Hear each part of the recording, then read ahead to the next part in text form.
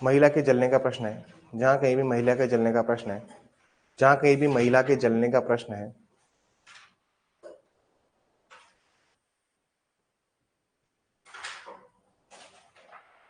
and the woman got burned and the woman got burned almost 90 to 80 to 90%, 80 to 90%, जहां महिला 80 से 90% झुलस गई हो, जहां महिला 80 से 90% झुलस गई हो,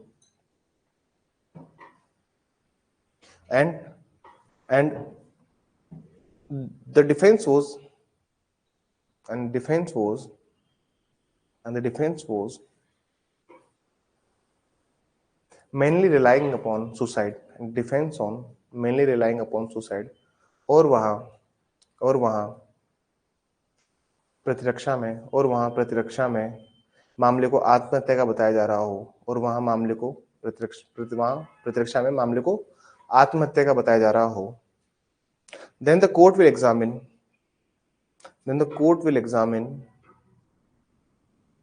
whether such victim तो वहां न्यायालय ये परीक्षा करेगा कि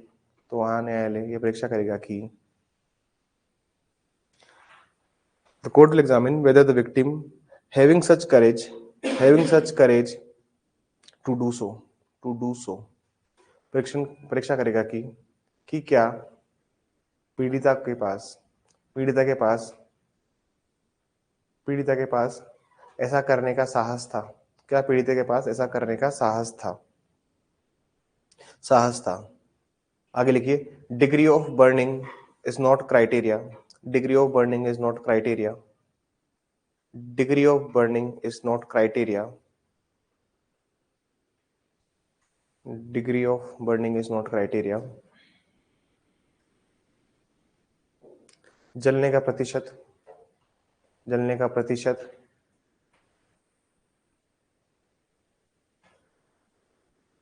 जलने का प्रतिशत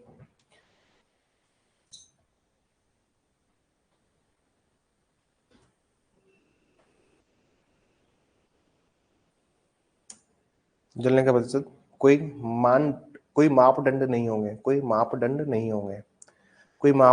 होंगे। 9वां पॉइंट लिखिए। 9वें पॉइंट पे ना सर उस वाले मामले की बात है कि जैसे मान लीजिए कोई स्टेटमेंट दे रही है डायरेक्ट डिक्लेरेशन के अंदर, और डायरेक्ट डिक्लेरेशन में कोई स्टेटमेंट जो दिया जा रहा है, उस स्टेटमेंट के बीच में ही अगर विक्टिम की डेथ हो जाए और उसने नाम नहीं बताया, ठीक है ना, होता है ना कुछ जो बिल्कुल मुद्दे की बात पे नहीं आते, इधर से घुमा फिरा के पूरी बात करते हैं कि सुबह तो सर खाना बना रही थी, सब्जी में तेल कम था, सोचा तेल ले लूं, ऐसे मतलब the whole story not start from कि पीछे कौन है बिहाइंड, लेकिन वो पूरी स्टोरी नहीं नरेट कर पाई, और उसने जो रियल कल्प्रिट है उसका नाम नहीं बताया, मेन जो प्राइम अक्यूज्ड है उसका नाम नहीं बताया, वे किसने किया, वैसे स्टोरी नरेट ही करती रहेगी। देखिए अगर उसने अक्यूज का नाम लिया है तो मतलब फिर तो वो एडमिसिबल होगा, अगर अक्यूज का नाम नहीं लिया है डायरेक्ट डिक्लेरेशन के अंदर तो वो एडमिसिबल नहीं होगा, क्योंकि वो यूजलेस स्टेटमेंट है, उसे ना तो कॉज ऑफ डेथ पता लग रही है और नहीं ट्रांजेक्शन जिसमें डेथ हुई उसे पता लग रही है। बात समझ में आई? तो इन बिटवीन अगर किसी की डेथ हो जाती है स्टेटमेंट देते समय, तो अगर नाम लिया है तो इस पॉइंट को अपने हिसाब से ही नोट कर लीजिए, इसमें क्या लिखा हूं मैं। ठीक है ना, समझ में आई बात? समझ में आई?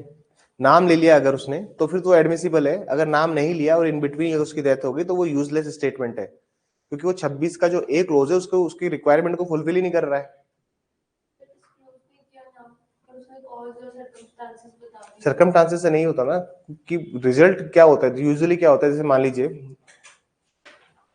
मान लीजिए घर में कलेश चल रहा है पड़ोसी की वजह से, अब पूरा जिक्र पड़ोसी का है, लेकिन सुसाइड पड़ोसी की वजह से नहीं करी है, लास्ट में क्या होता है, पति ने डांट दिया, पति ने 4 थप्पड़ और मार दिए, उसकी वजह से सुसाइड किया है। लेकिन अगर ट्रांजेक्शन नहीं ऐसा बताया उसने जिसमें सिर्फ अगर वो पूरी स्टोरी को नरेट करी और पड़ोसी की बुराई करी, तो फिर उस स्टेटमेंट से कंक्लूसिव कहां हुआ है कि पड़ोसी ने मारा है? आप ये बताइए मुझे। ऐसा होता है ना कि भाई सास ससुर की बुराई कर रही है, लेकिन सुसाइड इसलिए किया क्योंकि पति ने भी 4 थप्पड़ मार दिए, तो फिर सास ससुर की बुराई करना इज अ डिफरेंट थिंग। समझ में ही बात। अब सिर्फ अगर ट्रांजेक्शन्स में कुछ कंक्लूसिवली अगर नहीं निकल पा रहा है तो फिर क्या मतलब है उस पूरे स्टेटमेंट का। तुम कॉज ऑफ डेथ तो तुम चलो ठीक है तुम बता रहे हो, और तुमने भी बता दिया कि किस समय व्यवहार में उसकी डेथ हुई, किस परिस्थिति में उसकी डेथ हुई है, लेकिन अगर वो बहुत कंक्लूसिविटी में नहीं जा रहा है तो फिर कोई सेंस नहीं उस स्टेटमेंट का, वो यूजलेस हो जाता है। फिर क्या होता है ना, प्रोसिक्यूशन उसको प्रूव नहीं कर पाएगा, और जब अभियोजन उसको साबित ही नहीं कर पा रहा तो तुम बीइंग ए जज हमेशा ये बात देखना कि फिर उस स्टेटमेंट का कोई रिलेवेंस नहीं है। टाइमिंग बहुत मैटर करती है, उसका साइन बहुत मैटर करता है, किस कौन रिकॉर्ड कर रहा है वो बहुत मैटर करता है। देयर आर सर्टेन सर्कमस्टांसेस जो डायरेक्शन को वेरी करती है। बात समझ में आई?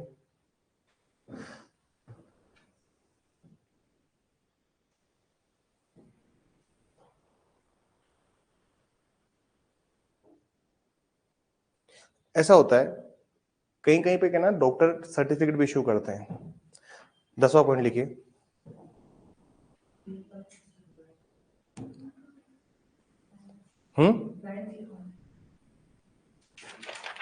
हाँ सॉरी, 9th पॉइंट लिखिए। 9th पॉइंट वही था, ठीक है ना, कि अगर नाम नहीं लिया है तो फिर वो कोई रिलेवेंस नहीं है वाली बात है। 10th पॉइंट लिखिए। और एक क्या होता है ना कि यूजुअली इन केसेस में एक डॉक्टर एक मेडिकल सर्टिफिकेट भी इशू करते हैं। यूज होता क्या है, अब मेडिकल सर्टिफिकेट का क्या मतलब है उसको समझिए।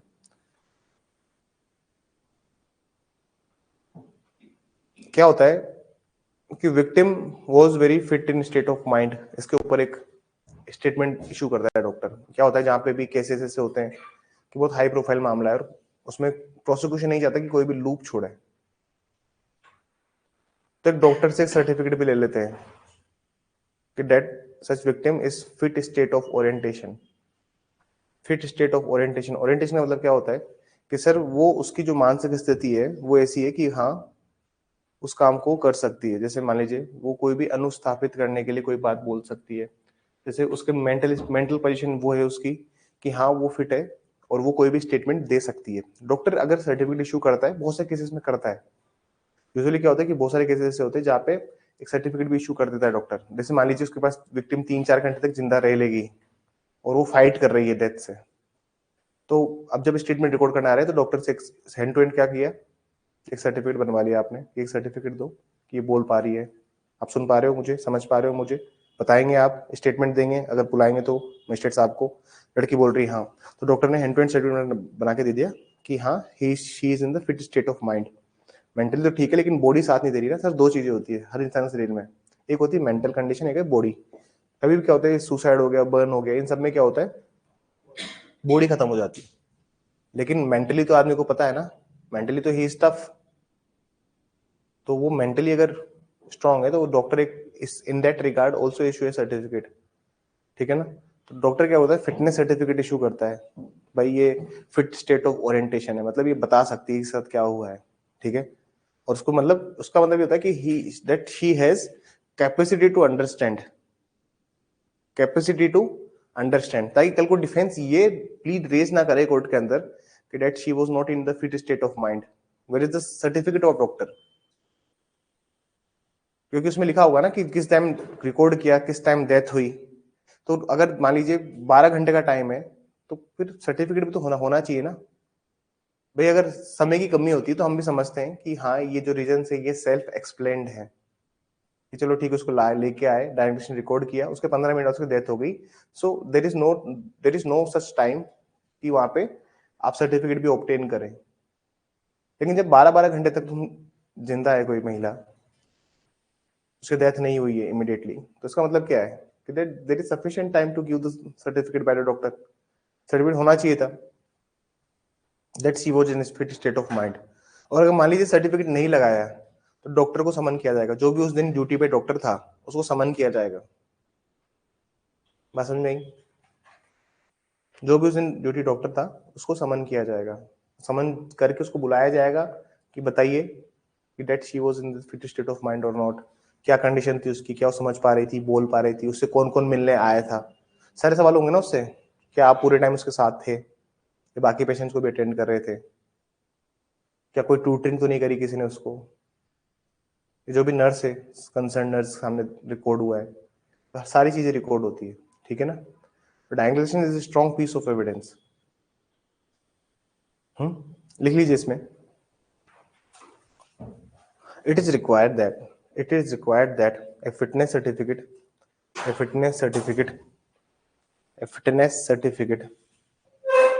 must be issued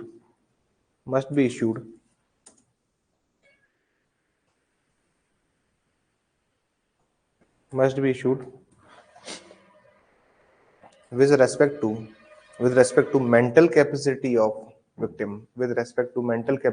victim, ये भी आवश्यक है कि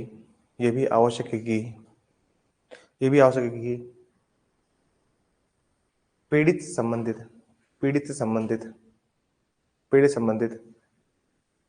चिकित्सक द्वारा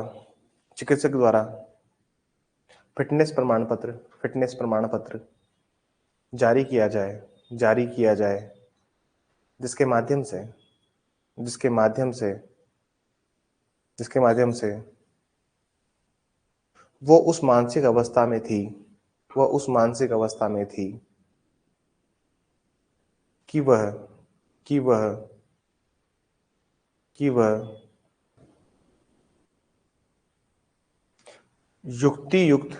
युक्तियुक्त बातों को समझ पाती,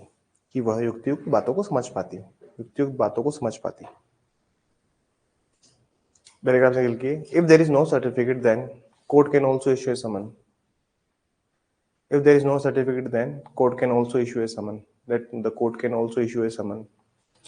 वो प्रमाण पत्र नहीं है तो न्यायालय समन जारी करेगा।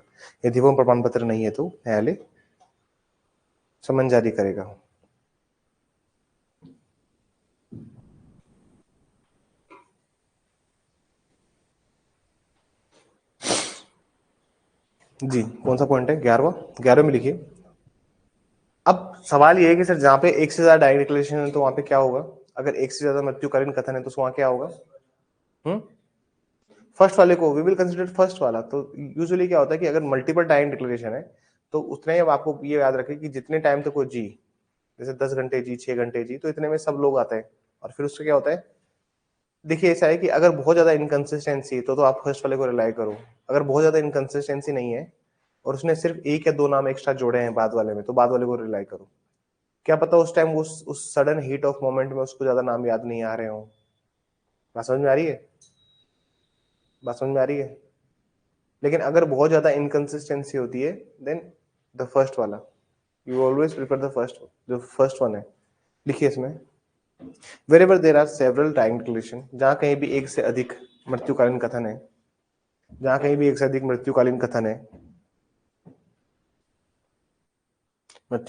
है, कॉपी को 2 भागों में डिवाइड करना, इधर लिखना, if all are in the same lines,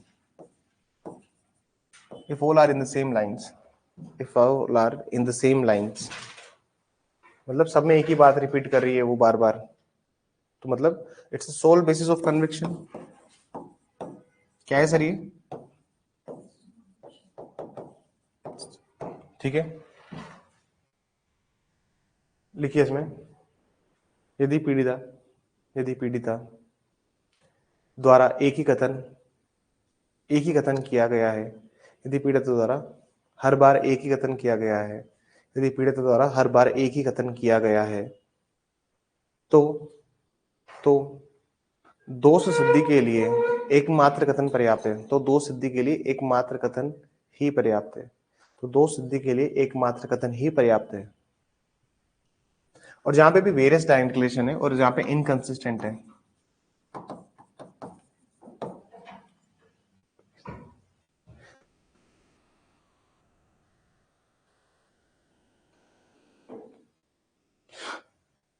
जहां कहीं भी एक से अधिक मृत्युकालीन कथन है और वह एक दूसरे के साथ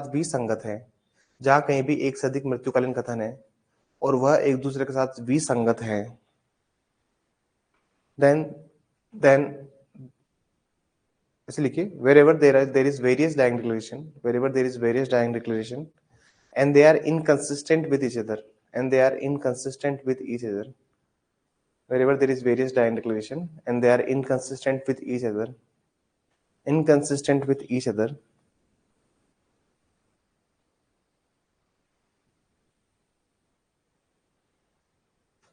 there should not be sole basis of conviction, there should not be sole basis of conviction.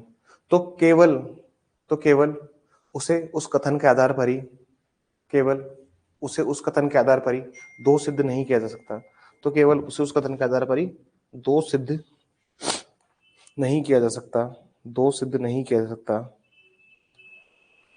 दोष सिद्ध नहीं किया जा सकता।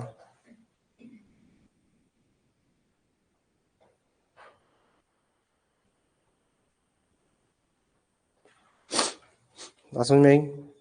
मतलब सोल बेसिस ऑफ कन्विक्शन नहीं हो सकता ये, ठीक है ना? It can not be sole basis of conviction. अगर इनकंसिस्टेंसी है, विसंगतता है स्टेटमेंट में, अगर आपको इनकंसिस्टेंसी दिख रही है तो आप उसके बेसिस पे कन्विक्शन नहीं करेंगे, ठीक है? आगे लिखिए, the court should be very cautious, the court should be very cautious, आगे इधर नीचे, the court should be very cautious. अरे दो भागों में डिवाइड, अरे बस डिफरेंसेस नहीं लिखना है, नीचे खत्म हो गया, बस डिफरेंस नहीं लिखना है। The court should be very cautious and court will look other and court will look into other circumstances and court will look into other circumstances also and the court will look into other circumstances also and the court will look into other circumstances also। लिखिए, न्यायालय को सावधान रहना होगा, न्यायालय को सावधान रहना होगा, न्यायालय को सावधान रहना होगा तथा तथा अन्य तथा अन्य अन्य उपस्थित साक्ष्य भी देखने होंगे, तथा अन्य उपस्थित साक्ष्य भी देखने होंगे, तथा अन्य उपस्थित साक्ष्य भी देखने होंगे।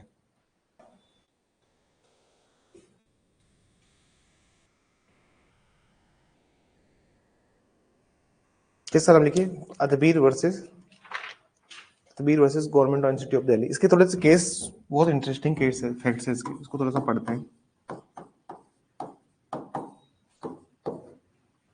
अदबीर versus government of NCT of Delhi.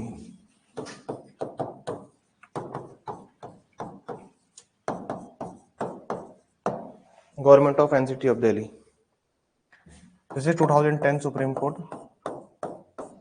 बड़े इंटरेस्टिंग फैक्ट्स हैं इस केस के, और आपको समझ में आना चाहिए कि डायन रिलेशन के जो मल्टीपल डायन रिलेशन होते हैं उसकी क्या होती है।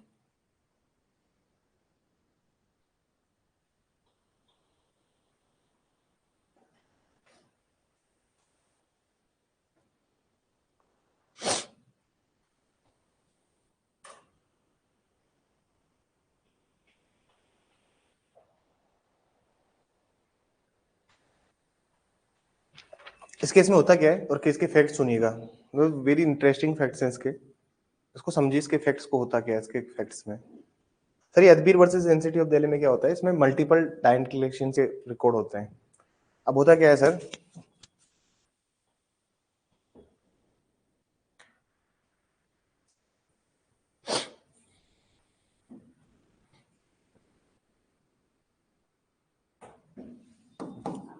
हस्बैंड होता है, ठीक है, इसकी जो फर्स्ट वाइफ होती है, इसकी जो फर्स्ट वाइफ होती है, ये बेसिकली आदमी मेरठ का होता है। कहाँ का होता है? मेरठ जानते हैं आप लोग, मेरठ का है। दिल्ली से आगे चलेंगे हरिद्वार की तरफ तो मेरठ आएगा, गाजियाबाद क्रॉस करके मेरठ आता है। तो husband is basically from Meerut, और इसकी वाइफ होती है, इसकी जो ये इसकी फर्स्ट वाइफ होती है। कौन सी वाइफ होती है? मतलब मैं इसको फर्स्ट लिख दूं यहाँ पे। इसका एक बेटा होता है, इसका नाम है अतबीर। क्या नाम है इसका? ठीक है, ये दिल्ली जाता है काम करने, तो दिल्ली में एक और सेकंड शादी करता है, दिस इज वाइफ नंबर 2, ठीक है। इस वाइफ के दो बच्चे होते हैं, S1 मतलब सन और एक डॉटर। अब जो ओरिजिनल वाइफ है वो बार बार जाती है, पैसे मांगेगी ना, दिल्ली में रहता है, हस्बैंड कहाँ रहता है? दिल्ली में रहता है, घर चलाने के लिए पैसा चाहिए, तो वो क्या करते थे सर, ये लोग मुखर्जी नगर रहते थे, मुखर्जी नगर में भी हाउस नंबर 33, इसके केस में तुम पढ़ोगे तो पूरा तो मिल जाएगा। मुखर्जी नगर में हाउस नंबर 33 में रहते हैं।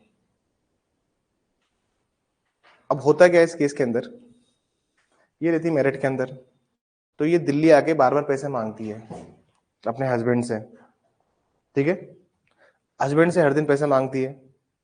अब जिस दिन डे ऑफ इंसिडेंट था उस दिन क्या होता है, ये दोनों दिल्ली मेरठ से दिल्ली आते हैं मुखर्जी नगर से पैसे मांगने के लिए, लेकिन उस दिन ये घर पे नहीं होता, तो ये वहीं बैठ जाते हैं। तो इसमें और इसमें बहुत हीटेड आर्गुमेंट्स होने स्टार्ट हो जाते हैं, हो गई ना सर, हीटेड आर्गुमेंट्स होना स्टार्ट हो जाते हैं। जब पैसे मांगते तो ये मना कर देती है कि नहीं नहीं मिलेंगे, कहीं का पैसा, किस बात का पैसा, या मेहनत करके कमाते हैं, दिल्ली है, महंगा है, वो सब 100 बातें होती, वो रिफ्यूज कर देती है। पहली बीवी को गुस्सा आता है, जब माँ को गुस्सा आया तो फिर अदबीर को भी गुस्सा आया। जब अदबीर को गुस्सा आया तो सर इसने क्या किया, तीनों को मार दिया, इसका भी गेम ओवर है, इसका भी गेम ओवर है, इसका भी, तीनों को गले से काट के स्लिट थ्रोट करके तीनों को मार दिया अदबीर ने इस केस के अंदर। अब और इनकी सारी बॉडीज को क्या कर दिया, मैट्रेस होता है ना, गद्दे, इनकी बॉडी लाश के ऊपर गद्दे डाल दिए। तभी क्या है सर, नेबर ने देख लिया, जब ये एविडेंसेस को क्लियर कर रहे थे, खून वो साफ कर रहे थे, और जब एविडेंसेस नेबर ने देख लिया, नेबर जाता है भाग के और पड़ोस में जाके बोलता है, पड़ोस से फिर पुलिस को खबर हो जाती है, और जब पुलिस को खबर हो जाती है तो ये पहले डायरेक्ट डिक्लेरेशन देती है किसको, पड़ोसी को। पड़ोसी का नाम होता है डॉक्टर मोंगा। तो पड़ोसी होते हैं, उनके नाम क्या होते हैं, एक लड़की जो होती है ना, लड़की डॉटर, ये उसकी लड़की बेसिकली उसको मारते हैं तब उसकी थोड़ी सांसें चल रही होती है, तो ये डायरेक्ट डिक्लेरेशन 1 रिकॉर्ड कराती है डॉक्टर मोंगा को, और जो कांस्टेबल मौके पे आता है उसे, ठीक है। फिर जब इसको हिंदू राव हॉस्पिटल ले जाते हैं, हिंदू राव हॉस्पिटल दिल्ली में है, जब उसको वहां लेके जाते हैं तो वहां पे ये अपना सेकंड डायरेक्ट डिक्लेरेशन देती है, और जब ये सेकंड डायरेक्ट डिक्लेरेशन देती है तो हिंदू राव हॉस्पिटल की जो एम्बुलेंस होती है ना, तो एम्बुलेंस में जो कंपाउंडर बैठा होता है उसको सेकंड डायरेक्ट डिक्लेरेशन देती है, ठीक है। और ये जो डायरेक्शन दिया है, ये किसको दिया है, कंपाउंडर को, जो अपने 108 में बैठा होता है ना, मेडिकल स्टाफ होता है, वो उसको देती है। तो मतलब इसने दो स्टेटमेंट जो दिए हैं, दोनों direction, these are in oral form, किसमें सर ये, ठीक है। मेडिकल रिकॉर्ड में आता है कि that girl is very brutally, उसकी हालत बहुत क्रिटिकल कंडीशन में है। एग्जीक्यूटिव मजिस्ट्रेट को बुलाया जाता है, लेकिन एग्जीक्यूटिव मजिस्ट्रेट मौके पे पहुंचते नहीं है, मतलब एग्जीक्यूटिव मजिस्ट्रेट थोड़ा दूर होते हैं, उनको टाइम लगता है। तो वहां पे जो पुलिस ऑफिसर होता है, एसएचओ या डीएसपी जो भी होगा उस टाइम पे मौके पे, वो क्या करता है, उसका स्टेटमेंट रिकॉर्ड कर लेता है, और ये जो होता है नैरेटिव फॉर्म में होता है। और डॉक्टर क्या करता है, एक फिटनेस सर्टिफिकेट भी इशू करता है इस पूरे मैटर में। डॉक्टर एक फिटनेस सर्टिफिकेट देता है कि हाँ ये बोलने लायक कंडीशन में है। तो ये जो थर्ड इंडिकेशन होता है, ये रिकॉर्डेड होता है, मतलब रिटर्न फॉर्म में होता है। किसमें होता है, और जब रिटर्न फॉर्म में होता है तो उसके साथ डॉक्टर का फिटनेस सर्टिफिकेट भी होता है। There is a fitness certificate also with this thing. और अल्टीमेटली क्या होता है sir, she succumbed to the death, उसकी सर मृत्यु होना हो जाती है अल्टीमेटली। ऐसा बताते हैं कि जो डॉक्टर है, डॉक्टर जो था, क्योंकि डॉक्टर भी वहीं पे होता है, तो डॉक्टर है जो उसके फादर का कोई नॉन है, ऐसा कुछ आरोप लगाता है डिफेंस। अब यूजुअली क्या हुआ, ये तीनों जो आप डायरेक्शन देखेंगे, दो तो ओरल फॉर्म में थे और एक ये रिटर्न फॉर्म में था। तो अदबीर केस ने बोला कि अगर कंटिन्यूस बयान वही है, स्टेटमेंट वही है, स्टेटमेंट चेंज नहीं हो रहा है, तो यहाँ पे डिफेंस ने कुछ पॉइंट्स रेज किए। डिफेंस ने पहला पॉइंट रेज किया कि सर डिस्क्रिपेंसी है time of death and recording. Time of death में और रिकॉर्डिंग ऑफ कन्फेशन में डिस्क्रिपेंसी है, उसको प्रोसिक्यूशन एक्सप्लेन कर सकता है। प्रोसिक्यूशन क्या कर सकता है सर उसको? ये तो एक्सप्लेन करने वाली चीज है ना, कि अगर आपको लगता है कि रिकॉर्डिंग किसने करी है, रिकॉर्डिंग मजिस्ट्रेट साहब ने क्यों नहीं करी, तो बता सकते हैं ना। दूसरा सवाल है why police officer is recording, दूसरा सवाल इसने उठाया डिफेंस ने, why police officer is recording the evidences direct declaration, police officer क्यों रिकॉर्ड कर रहा है डायरेक्ट डिक्लेरेशन, उसकी भी प्रोसिक्यूशन उसको उस डिस्क्रिपेंसी जो है, उसकी जो अनियमितता उसको बता सकता है, उसकी विसंगति उसे दूर कर किया जा सकता है। ऐसा तो है नहीं ना कि भाई पुलिस ऑफिसर क्यों रिकॉर्ड करेगा, वो पहुंच नहीं सकता था टाइम पे, मजिस्ट्रेट साहब नहीं आ सकते थे टाइम पे, इसलिए पुलिस ऑफिसर रिकॉर्ड कर रहा है। तीसरा उसने बोला कि जो डॉक्टर है ये अक्वेंटेड है डी के फादर का, चलो डॉक्टर अक्वेंटेड है, लेकिन मोंगा को जो बोला, कांस्टेबल को बोला वो सही है, उस टाइम अक्वेंटेड था, या कंपाउंडर को बोला उस टाइम कोई अक्वेंटेड था, उस टाइम कोई जानकार था डॉक्टर, समझ। अगर बयान बदल ही नहीं रहे हैं तो मतलब सच्चाई वही है ना। और जो फिटनेस सर्टिफिकेट है, तो एक इसने इन्होंने उठाया कि जब उसका गला काट दिया तो उसने बोला कैसे। तीसरा डिफेंस क्या लिया, आप कह रहे हो कि गला कट गया है तो फिर बोल कैसे रही थी, तो डॉक्टर ने फिटनेस सर्टिफिकेट में लिखा कि that there is a courage in the girl, वो अपनी हिम्मत से बोल रही थी, उस लड़की में हिम्मत थी इतनी कि वो बोल पा रही थी। साहस भी तो कोई चीज होती है ना, अरे साहस भी तो कोई चीज होती है। देखा नहीं फौज पे गोली लग जाती, 5 5 10 गोली लग गई फिर भी अपने जिंदा रह गए। एक है योगेंद्र यादव, परमवीर चक्र, 19 साल के तब परमवीर मिला था उन्हें, जानते हो आप योगेंद्र यादव को? तो परमवीर चक्र उनके पास, 8 10 गोली खा के और 8 10 को निपटा के आए थे कारगिल में। तो मतलब हिम्मत भी तो कोई चीज होती है ना सर, किसी को एक गोली में जान चली जाती, कोई 8 10 गोली खा के भी चलो, वो हिम्मत की बात है ना। किसी का गला कटा हुआ है तो इसने बोला कि फिटनेस सर्टिफिकेट कैसे इशू हो सकता है जब जब थ्रोट को स्लिट कर दिया है तो ये पूरा केस ऐसा था। तो उसमें सुप्रीम कोर्ट ने भी ये कहा, देखिए अगर स्टेटमेंट में कंसिस्टेंसी है, स्टेटमेंट में क्या है, अगर कंसिस्टेंसी है, कंसिस्टेंट एक ही स्टेटमेंट है, देन उस पर रिलाई करो, उस पर सोल बेसिस ऑफ कन्विक्शन भी हो सकता है। समझ में आई? और देखिए कोरोबरेशन भी है, संपुष्ट कर रहा है ना, ये स्टेटमेंट डायरेक्शन 1 डायरेक्शन 2 को संपुष्ट कर रहा है, कोरोबरेट कर रहा है, DD2 DD3 को संपुष्ट कर रहा है। और उसने स्टेटमेंट में जो भी उसने बात बोली है, बोलो बताओ उसका स्टेटमेंट क्या था डायरेक्शन का, you want to see that, उसमें बोला क्या होगा मरने से पहले, अगर होगा केस में तो मैं दिखाऊंगा। अदबीर में, अदबीर वर्सेस एनसीटी ऑफ दिल्ली, 25 साल का था अदबीर। क्या नाम था इसका? सोनू अलियास सविता। क्या नाम था इसका? दिखाना आपको, इस डायरेक्शन देखना है इसका, कैसे डायरेक्शन को रिकॉर्ड किया है formally. Paragraph number 17, just look at the direction.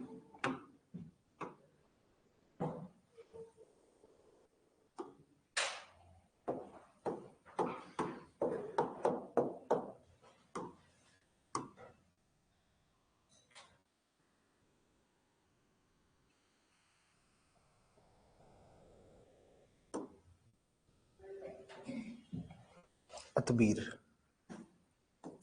Satbir सुना था, अदबीर भी नाम होता है, बताओ ऐसा नाम रखा जो केस बन गया।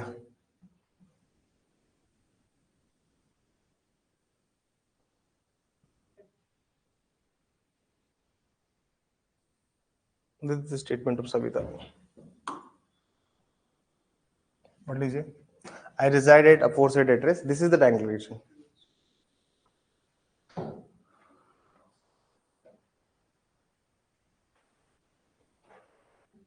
My step mother Chandra, her son Adbir, one Ashok and one more person.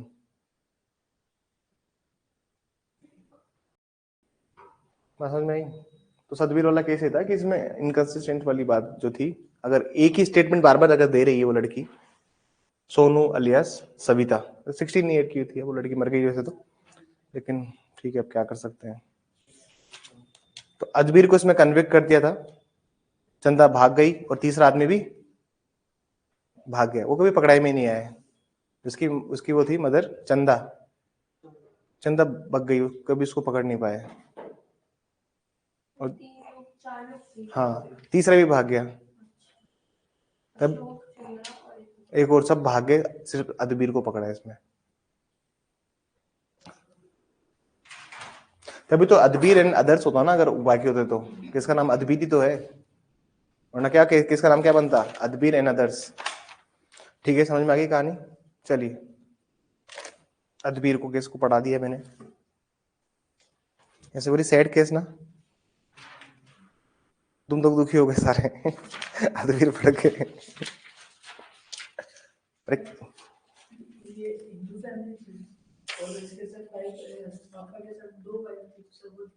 अभी आप हिंदू लोग पढ़ो पहले, अभी आप स्कूल में कॉलेज में है ना अभी आप, हाँ तो अभी आप पढ़िए पहले, हिंदू लोग पढ़िए फिर बात करेंगे। चलिए,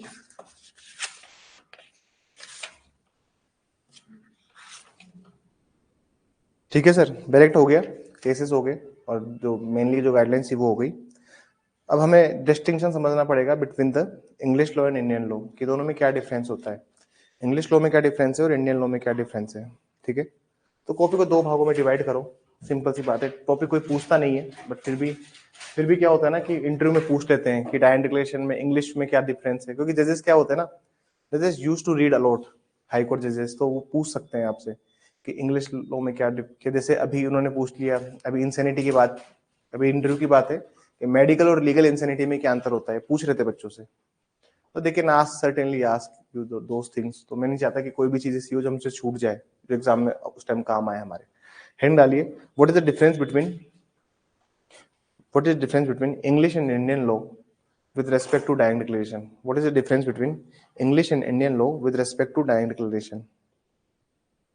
Direct declaration, इधर लिखिए सर इंग्लिश लॉ, इधर लिखिए इंग्लिश लॉ, हिंदी में सवाल लिखिए, अंग्रेजी व भारतीय विधि में, अंग्रेजी व भारतीय विधि में मृत्युकालीन कथन में क्या अंतर है, अंग्रेजी व भारतीय विधि में मृत्युकालीन कथन में क्या अंतर है, मृत्युकालीन कथन में क्या अंतर है। कॉपी को दो भागों में डिवाइड करेंगे, पुट हियर इंग्लिश लॉ, अंग्रेजी विधि में इंग्लिश लॉ में क्या है और अपने इंडियन लॉ में क्या है।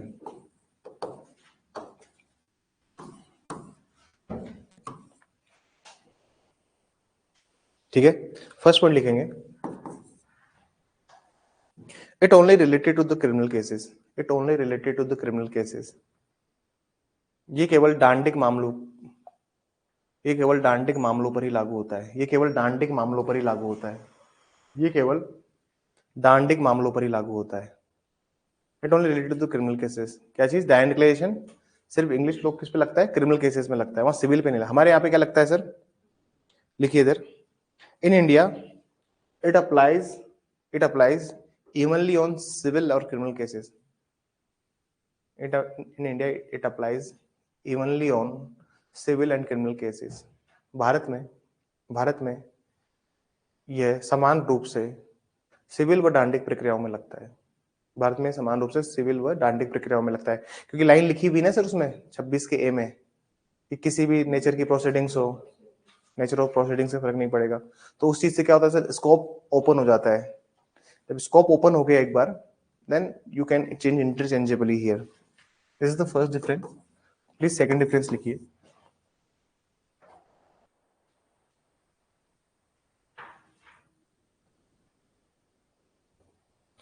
in England only homicidal cases are covered, in England only homicidal cases are covered, in England only homicidal cases are covered, England में सिर्फ, इंग्लैंड में सिर्फ मानव वध के मामले ही शामिल किए जाते हैं, इंग्लैंड में सिर्फ मानव वध के मामले ही शामिल किए जाते हैं, इंग्लैंड में सिर्फ मानव वध के मामले ही शामिल किए जाते हैं, in England only homicidal cases are covered. इधर लिखिए इंडिया में क्या है सर, होमिसाइडल और सुसाइडल दोनों केसेस है यहाँ पे, in India it covers homicidal as well as suicidal cases, in India it covers homicidal as well as suicidal cases also.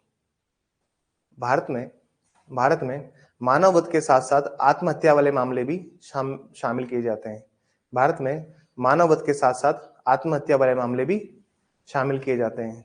ठीक है, क्योंकि इंडिया में सुसाइड केसेस को भी हम कंसिडर करते हैं कि ये भी एक क्या है, डायन declaration, it is a form of डायन डिक्लेरेशन। थर्ड पॉइंट लिखिए please. In England, such a statement has been made. In England, such statements have been made. In England, such statements have been made in the expectation of death. In the expectation of death. In the expectation of death. England के अंतर्गत यह कथन मृत्यु की प्रत्याशंका में किए गए थे। मृत्यु की प्रत्याशंका में किए जाने आवश्यक है। मृत्यु की प्रत्याशंका में किया जाना आवश्यक है। मृत्यु की प्रत्याशंका में किए जाने आवश्यक है। क्योंकि इंग्लैंड में क्या होता है ना सर, आपको एक्सपेक्टेशन सी ऑफ डेथ होनी चाहिए, मतलब आदमी को लगना ही चाहिए कि हाँ वो मर जाएगा, तभी हो। जैसे पुलिस को दिए हुए स्टेटमेंट वहां पे बनते नहीं है। हमारे यहाँ तो जब स्टेटमेंट दे रहे हो पुलिस को तो आपको कोई आशंका नहीं है मरने की। अगर उसको आशंका में लेके आना है तो आपको एक लाइन लिखनी पड़ेगी कि अगर कल को मैं मर जाऊं तो स्टेटमेंट को डायरेक्शन बना लेना, तभी तो आशंका में आएगा ना। नॉर्मल स्टेटमेंट यूज नहीं होते हैं, बट इन इंडिया में लिखिए, इंडिया में लिखिए, इंडिया में लिखिए। However, in Indian law, it is immaterial that whether such statement is made under the expectation of death or not. Such statement is made under the expectation of death or not. हालांकि भारत में यह अतात्विक है कि वह कथन मृत्यु की प्रत्याशंका में किए गए थे या नहीं। वह कथन मृत्यु की प्रत्याशंका में किए गए थे या नहीं। ठीक है, now come to the fourth point. Four difference देखिए, we will discuss every difference, ठीक है ना, डोंट वरी अबाउट एनीथिंग। चौथा देखिए,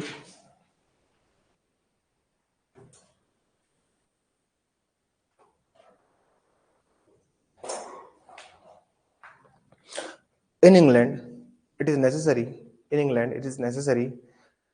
that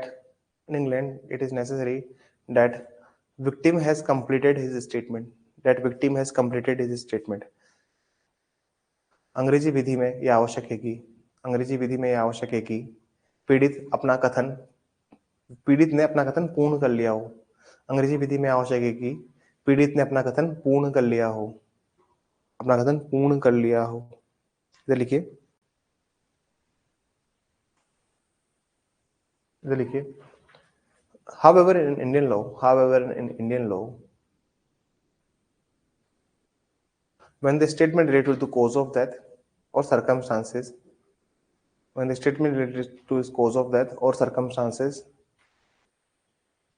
then such a statement is relevant.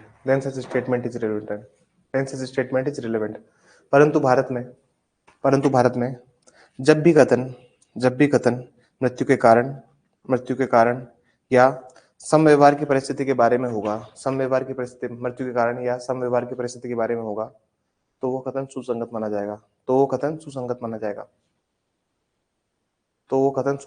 जाएगा। ठीक है, I think that is enough differences between both these two. अब आप लिखिए conditions of admissibility of dying declaration. मृत्युकालीन कथन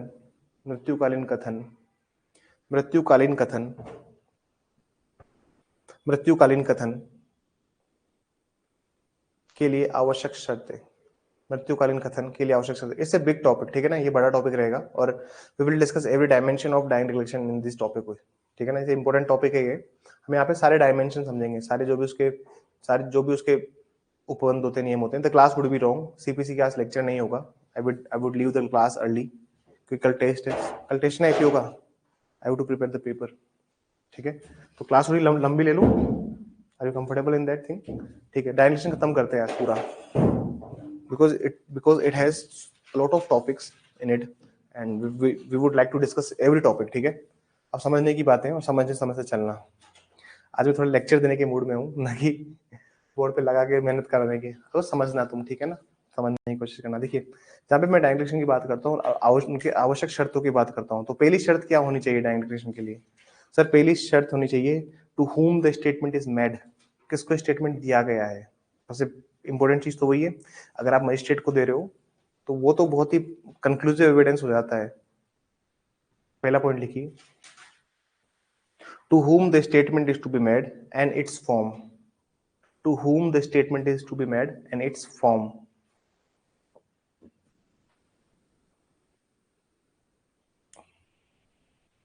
किसे कथन किया गया है, पहला पॉइंट लिखेगा, किसे कथन किया गया है और उसके प्रारूप, और उसके प्रारूप, और उसके प्रारूप।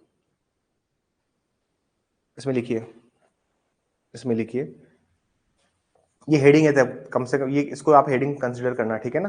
फर्स्ट हेडिंग ये है, इसके अंदर लिखिए, a direct declaration could be made to any person. मृत्युकालीन कथन किसी भी व्यक्ति को किया जा सकता है, मृत्युकालीन कथन किसी भी व्यक्ति को किया जा सकता है। Direction could be made to any person, मृत्युकालीन कथन किसी भी व्यक्ति को किया जा सकता है। थोड़ा सा तेज लिखेंगे, किसी व्यक्ति को किया जा सकता है, comma, a doctor, a doctor, doctor को, comma, magistrate, magistrate, comma, friend, दोस्त, कोमा, नियर रिलेटिव, नजदीकी नातेदार या करीबी नातेदार, नातेदार, comma, a police officer, police अधिकारी को, तो stop. However, a statement recorded by a magistrate, however, a statement recorded by magistrate or doctor, however, a statement recorded by magistrate or a doctor is considered to be more reliable. However, a statement recorded by a magistrate or doctor is considered to be more reliable. हालांकि यदि ये कथन magistrate या doctor द्वारा, हालांकि यदि ये कथन मजिस्ट्रेट या डॉक्टर द्वारा अभिलिखित किया जाए तो उसे ज्यादा विश्वसनीय माना गया है।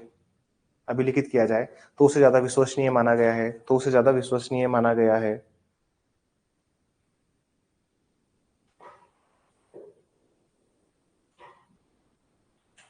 ठीक है,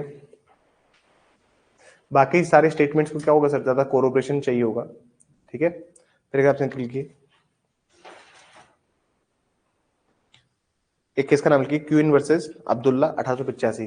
केस का नाम लिखिए, क्यूइन वर्सेस अब्दुल्ला 1885, 1885।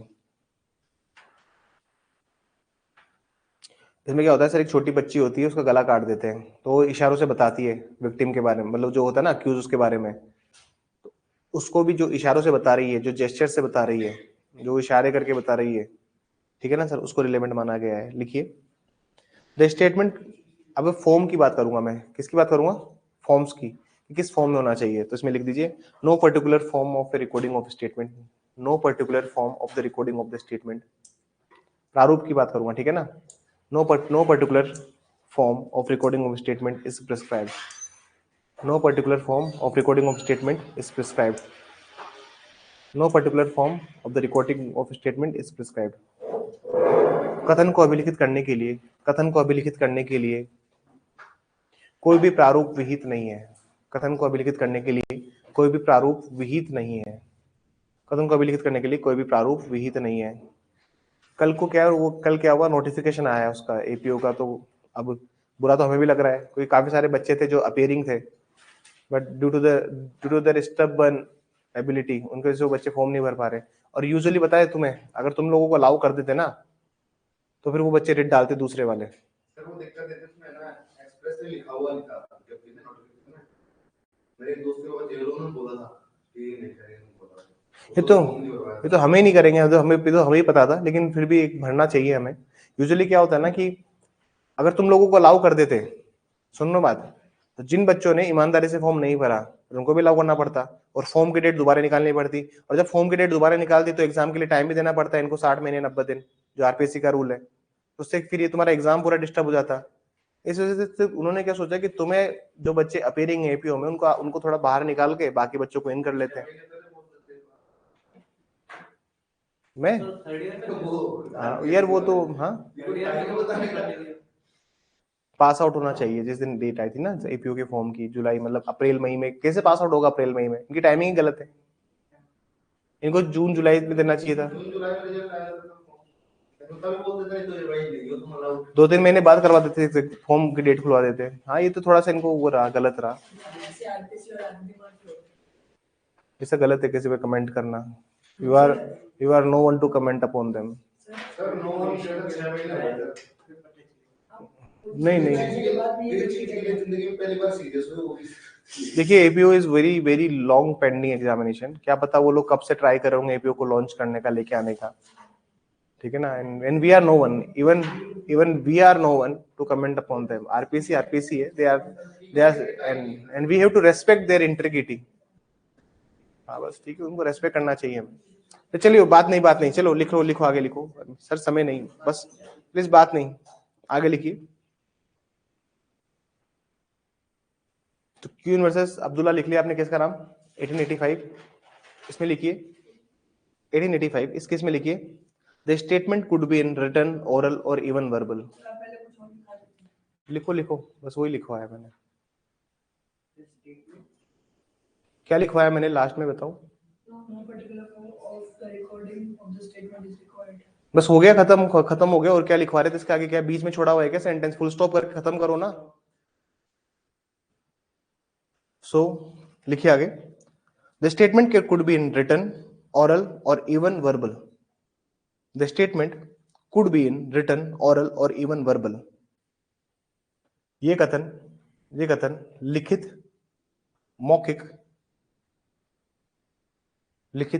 मौखिक और इशारों के रूप में भी हो सकता है, और इशारों के रूप में भी हो सकता है, और इशारों के रूप में भी हो सकता है।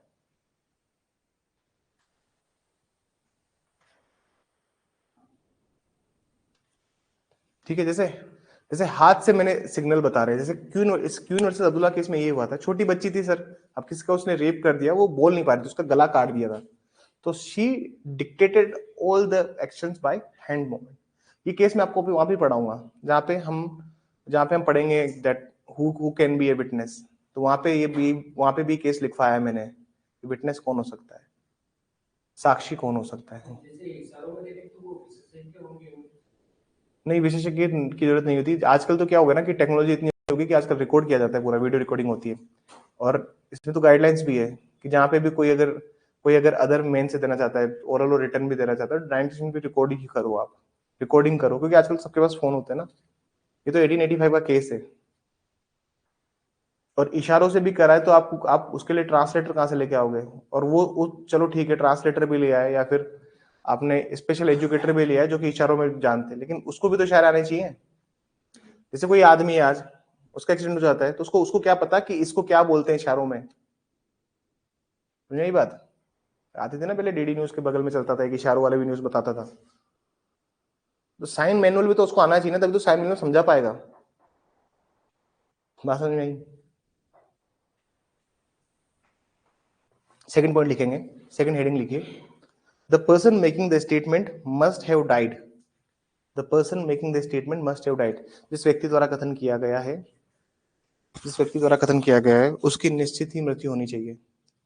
उसकी निश्चित ही मृत्यु होनी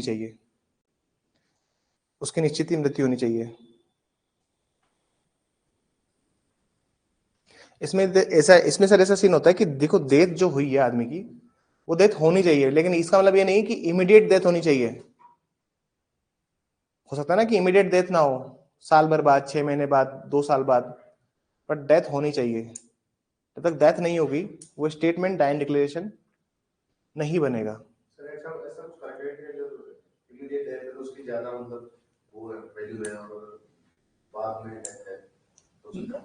देखिए, अगर 2 ही कंडीशन है, ज्यादा और बात का नहीं, टाइम स्पेन का याद मत रखो। याद रखिए एक बात, और वो एक बात क्या है कि समय 6 महीने बाद हो या 2 साल बाद हो, उसकी रिलायबिलिटी पे कमी नहीं आती है, नहीं उसकी एडमिसिबिलिटी कमी आती है। वो इसलिए नहीं आती है, जैसे मान लीजिए आज पुलिस को कोई स्टेटमेंट दिया है, 3 साल बाद आपकी हियरिंग है उसकी, उस मैटर में, और आप उसमें प्राइम विटनेस हो, ठीक है। आपने पुलिस से कितनी बार डिमांड की कि सर मेरे को सुरक्षा प्रदान की जाए, मैं इस मामले में वांछित हूँ। जिस लड़की ने अजमल कसाब वाले केस में जिस लड़की ने उतरते देखा था, आज भी उस लड़की को पुलिस प्रोटेक्शन है, अगर आपको पता है तो यूजुअली क्या होता है, जो प्राइम विटनेसेस होते हैं, जो आइडेंटिफाई करते हैं, उनको बहुत स्पेसिफिसिटी दी जाती है। अब स्टेटमेंट तो आज दिया ना, 161 के बयान तो आज हो गए, पुलिस को जो स्टेटमेंट दिया तो आज दिए, कोर्ट में जब बयान होंगे, कोर्ट में जब स्टेटमेंट होंगे, वो तो 2 साल बाद, 3 साल बाद उसकी हियरिंग आएगी।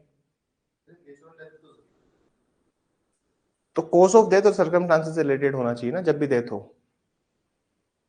आपका फर्स्ट लेक्चर है आज का, लास्ट वाला लेक्चर लिए नहीं ना आपने? हाँ तो बस फिर आप चुपचाप बैठिए, क्लास डिस्टर्ब मत करो। ये सब बातें हम कर चुके हैं ऑलरेडी। स्टेटमेंट दो चीजों से रिलेटेड होना चाहिए, कॉज ऑफ डेथ और सर्कमस्टांसेस। अगर स्टेटमेंट उनसे रिलेटेड नहीं है, the statement is not related to them, those statements are useless for अस।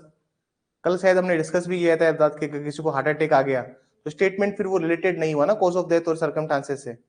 अगर किसी की संदिग्ध हालत में मौत होती है then then must be something fishy ना, तो कुछ फिशी नहीं है, आप उस पर रिलाई कैसे कर रहे हो?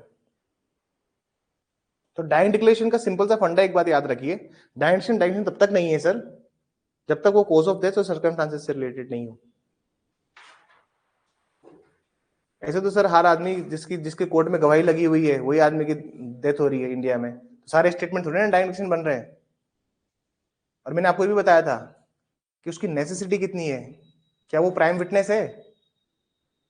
नेसेसिटी भी होनी चाहिए ना। अरे सर 10 गवाह है मामले के अंदर, एक गवाह की मौत हो गई, एक गवाह की मौत हो गई तो कोई फर्क नहीं पड़ेगा।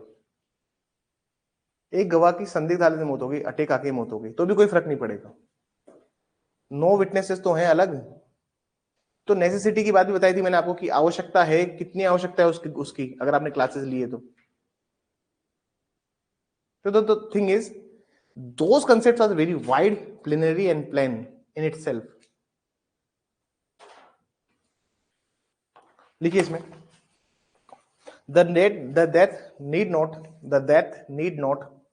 occur immediately, the death need not occur immediately, the death need not occur immediately।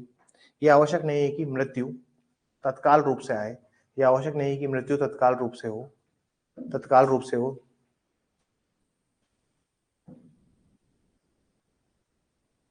The death need not occur immediately, ये आवश्यक नहीं कि मृत्यु तत्काल रूप से हो।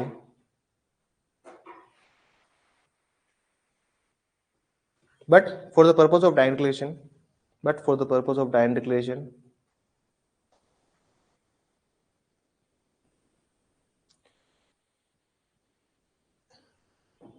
his death must occur। परंतु मृत्युकालीन कथन के उद्देश्य से उसकी मृत्यु होना आवश्यक है। परंतु मृत्युकालीन कथन होने से उसकी मृत्यु होना आवश्यक है। मैंने आपको लास्ट क्लास में एक और चीज लिखवाई थी, एक और चीज मैंने आपको डिक्टेट करवाई थी। एक और लाइन लिखिए, however if the death of person has not been occurred, however if the death of the person has not been occurred, परंतु यदि व्यक्ति की मृत्यु नहीं होती है तो, however if the death of the person has not been occurred, यदि उस व्यक्ति की मृत्यु नहीं होती है तो he can be cross examined under section 160, he can be cross examined under जो कि he can be cross examined under section what the section is under section 148, he can be cross examination under section 148 and his statement can be corroborated under 160 and his statement can be corroborated under 160। यदि उस व्यक्ति की मृत्यु नहीं होती है तो उसकी प्रतिपरीक्षा धारा 148 के अंदर ली जाएगी, धारा 148 के अंतर्गत ली जाएगी, धारा 148 के अंतर्गत ली जाएगी और उसकी संपुष्टि धारा 160 में की जाएगी, और उसकी संपुष्टि धारा 160 में की जाएगी, और उसकी संपुष्टि धारा 160 में की जाएगी। अब 148 और 160 कॉन्ट्राडिक्शन और कोरोबरेशन, जो पहले क्या था 145 और 157, अब उसको कहाँ पढ़ेंगे हम लोग? पीछे पढ़ेंगे जब ये आएगा। और कोरोबरेशन और कॉन्ट्राडिक्शन जो होता है इससे हम लेटर ऑन डील करेंगे and we will discuss all this points on in the detail, ठीक है ना। अब इसे इतना समझ लीजिए कि कॉन्ट्राडिक्शन का मतलब होता है कि अगर वो जिंदा है, अगर वो मरा नहीं है, तो आप उसका क्या करेंगे सर?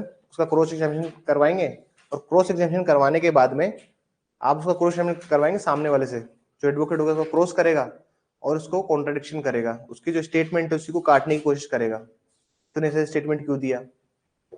विरोधाभास लेके आएगा स्टेटमेंट्स में। अगर वो आदमी नहीं मरा ना तो उसके स्टेटमेंट सिंपल और सिंपल क्या कंसिडर किए जाएंगे? सिर्फ 161 के बयान, अगर पुलिस ने दर्ज किए तो। अगर वो आदमी नहीं मरा और उसके स्टेटमेंट रिकॉर्ड किए थे मजिस्ट्रेट ने, तो उसके स्टेटमेंट रिकॉर्ड किए जाएंगे 164 के 5 में, उसमें कंसिडर किए जाएंगे उसके स्टेटमेंट। बात समझ में आई? अभी क्या होते हैं सारे प्रोविजन जिसको हम पढ़ेंगे, बस तुम इतना से याद रखा करो, इतना समझ लो कि अगर वो आदमी नहीं मरा तो सिंपल जो पुलिस को बयान देते हैं वैसे बयान हो जाएंगे उसके, क्योंकि उसका कोई महत्व नहीं है, फिर उसको कोर्ट में आके वापस नरेट करना पड़ेगा सारी चीजें, क्योंकि जब मरा ही नहीं तो सर फिर तो कोर्ट में जाइए आप। बात समझ में आ रही है? अगर उसकी सर्टेनली डेथ नहीं हुई है, अगर उसकी डेथ नहीं हुई है तो उसका मतलब क्या होता है? डेथ नहीं हुई तो सर उसको स्टेटमेंट दे रहा है, वो सिर्फ पर्चा बयान है एक तरह से। 161 का जो पुलिस को आप स्टेटमेंट देते हो वही स्टेटमेंट है। बात समझ में आई? और डेथ हो गई तो फिर वो डायरेक्शन बन गया।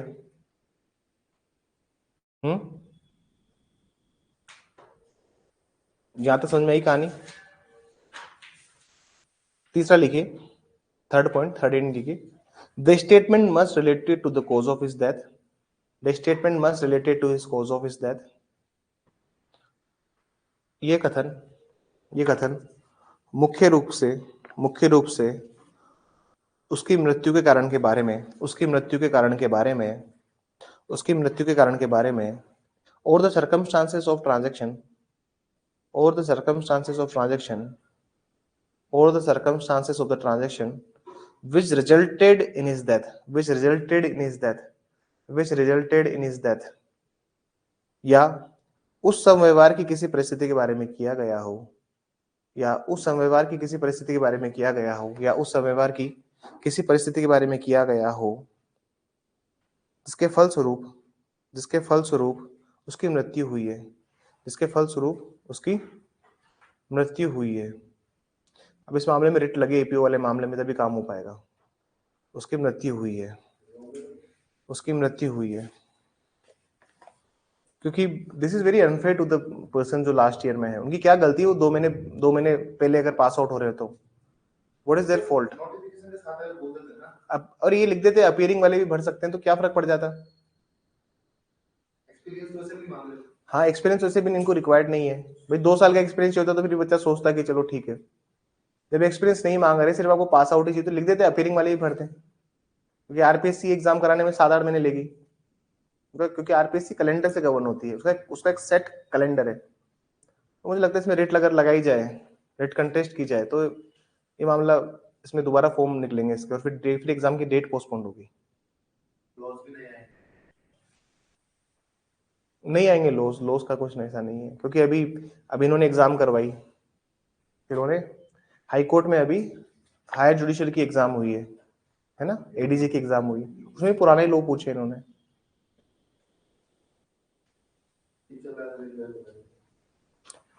अभी सुप्रीम कोर्ट जो जजमेंट दे रहे हैं वो भी सब पुराने उस पर ही दे रहे हैं।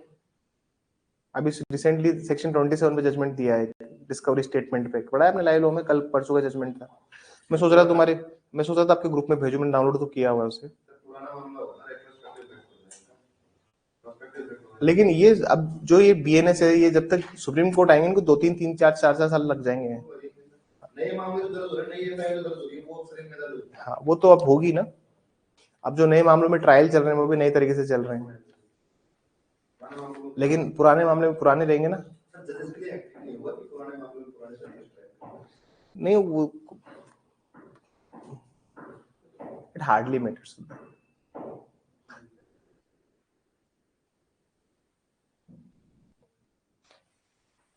नए मामलों में तो अब चार्जशीट फाइल हो रही होगी, जुलाई से लागू होता ना ये।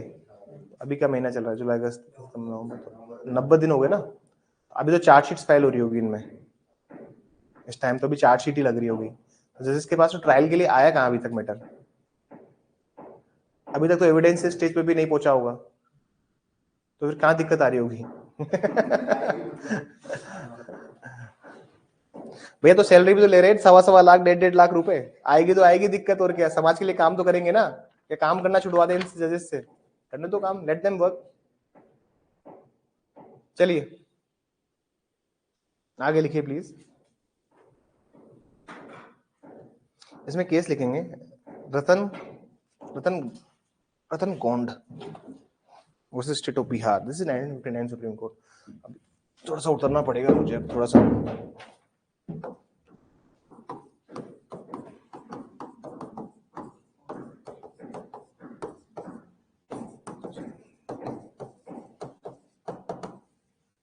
रतन Gond versus state of Bihar.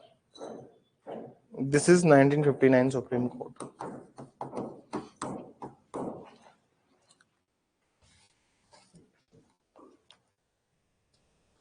Wherever the statement is, इसमें लिखिए क्या हुआ था इस केस में. इसमें कहता है स्टेटमेंट जो था ना सर, वो दूसरे की मृत्यु से रिलेटेड था. मतलब वो आदमी तो मर ही रहा था, मरते मरते उसने बोला कि उसको तो उसने मारा है, ऐसे बोल रहा था वो. क्या बोल रहा था वो? उसको तो उसने मारा है,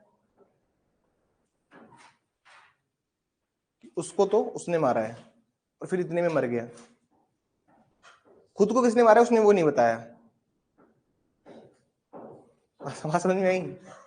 लिखिए इसमें भैया, जो मृत्यु जो हो रही है वो खुद के मृत्यु रिगार्डिंग होनी चाहिए ना, मतलब अपने लिए होनी चाहिए. इसमें लिखिए, if the statement made by the deceased, if the statement made by the deceased does not relate to his death, यदि मृत व्यक्ति के द्वारा किया गया कथन स्वयं की मृत्यु संबंधित ना होकर, यदि मृत व्यक्ति के द्वारा किया गया कथन स्वयं की मृत्यु संबंधित ना होकर, if the statement made by the deceased does not relate to his death,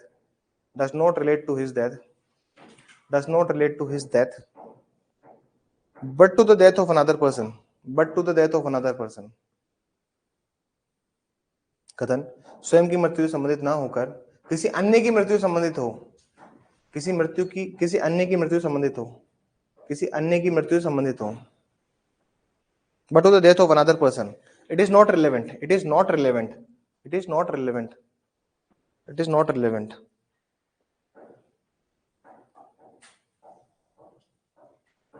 जैसे एक पत्नी ने क्या किया सर, सुनिएगा बात. जैसे एक पत्नी ने ऐसे बोला, एक पत्नी ने क्या बोला, सुनिएगा ध्यान से. एक पत्नी ने ऐसे बोला कि मेरे पति को निशांत ने मारा है, और मेरी कहीं सुनवाई नहीं हो रही है, इसलिए मैं भी सुसाइड कर रही हूं. अब जो स्टेटमेंट उसने दिया, क्या निशांत को इनकल्पेट करता है? क्योंकि स्टेटमेंट उसके डेथ से रिलेटेड नहीं है. क्या निशांत को प्रोसिक्यूट करेंगे इसके पति को मारने के लिए? नहीं करेंगे, ऑब्वियसली नहीं करेंगे. अब आप कहोगे सर सर्कमस्टांसेस तो वही ना, डेथ इसलिए तो करी है उसने, ये तो उसको लगता है ना सर. उसके लगने से क्या होता है? बात समझ में आ रही है? उसका पति मरते मरते उसको बोल के जाता कि मुझे निशांत ने मारा है, तो बात बनती ना सर. उसकी पत्नी को हमेशा क्या लगता था कि उसके पति को निशांत ने मारा है, और वो कह रही कि मेरी कोई सुनवाई नहीं कर रहा, कोई कुछ नहीं कर रहा, इसलिए मैं सुसाइड कर रही हूँ. आप बताओ, ये स्टेटमेंट जो इस टाइप का, ये जो सुसाइड किया उसने, सुसाइड नोट में जो उसने लिखा, ये स्टेटमेंट उसके डेथ से रिलेटेड है क्या? तो डेथ जो, ये तो उसके पति की डेथ की बात कर रही है. तो स्टेटमेंट जो होते हैं वो खुद के जैसे रिलेटेड होनी चाहिए ना. अगर आप देखोगे ट्रांजैक्शन तो वही ना, अब आप कहोगे सर ट्रांजैक्शन तो वही ना, इसके चक्कर में उसकी डेथ हुई है. अरे ट्रांजैक्शन वो नहीं है, अलग है. आदमी को सेल्फ अज्यूम फैक्ट्स में नहीं जीना चाहिए ना. आज जैसे आप मान लीजिए किसी की डेथ हो गई है ना, अड़ोस पड़ोस में, उस आदमी को लगता है कि मेरे बेटे पे काला जादू करवाया पड़ोसियों ने.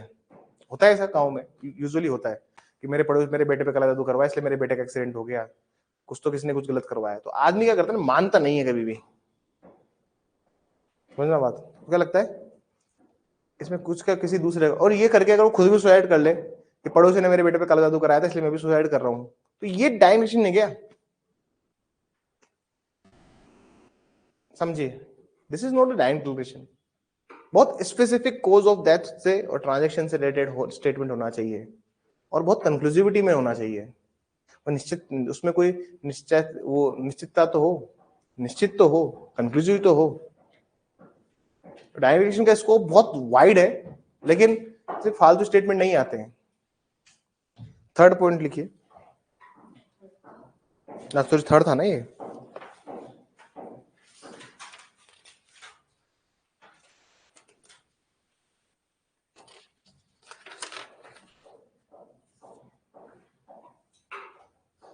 इसी में थर्ड में इसी में और इसमें 2-3 केसेस और लिखेंगे अपन. इसमें केस का नाम लिखिए पकाला नारायण स्वामी. ये थर्ड पॉइंट है ना, इसी में एक और केस लिखिए, पकाला नारायण स्वामी।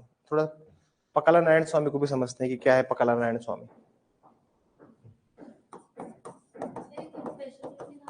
हाँ, ये उसमें भी था। कुछ कुछ केसेस ओवरलैप करेंगे। Pakala Narayana Swami versus emperor.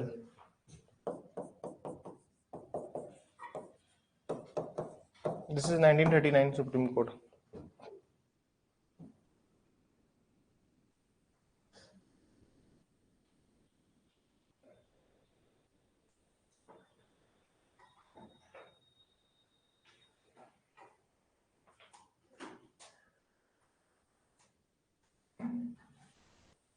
अब इस केस में क्या होता है सर, इस केस में एक हस्बैंड होता है, वो अपनी वाइफ को बोल के जाता है कि भैया मैं जो अक्यूज्ड है, आरोपी है, इसके कुछ पैसे बाकी है, मैं इसके घर जाके क्या करता हूँ सर, ताकि अपने थोड़े पैसे लेके आऊंगा मैं इससे।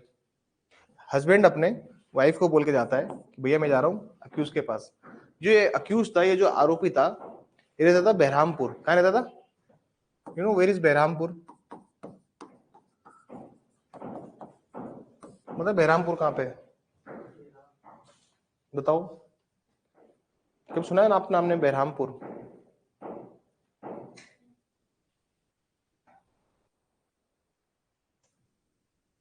वेस्ट बंगाल में। कहाँ पे? वेस्ट बंगाल में। तो ये कहता है कि सर वो बहरामपुर में जाता है और जहाँ पे अक्यूज रहता था। कुछ दिनों बाद क्या होता है सर, इसकी लाश मिलती है एक बक्से में, और जो बक्सा था ना वो अक्यूज ने खरीदा हुआ था। जो बक्सा था, जो ट्रंक था, ट्रंक में लाश मिलती है हस्बैंड की, उसी में वो जो बक्सा था वो इसके नाम पर था, आरोपी के नाम पर था।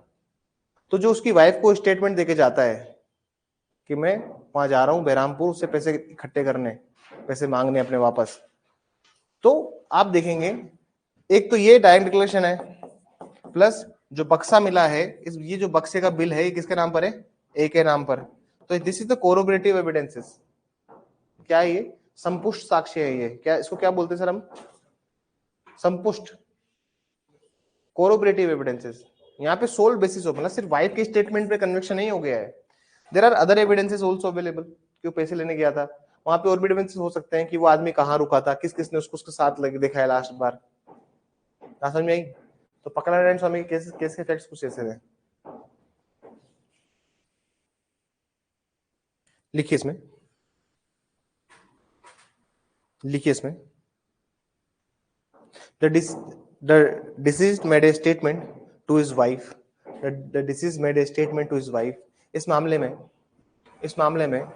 मृत व्यक्ति द्वारा अपनी पत्नी को ये कथन किया गया कि statement to his wife that he was going to the accused, कि वह आरोपी के पास जा रहा है अपने उधार पैसे वापस लेने। He was going to the accused to collect money from him, to collect money from him.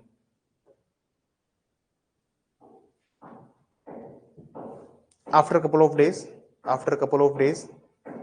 कुछ दिनों पश्चात, after a couple of days, his body was found in trunk.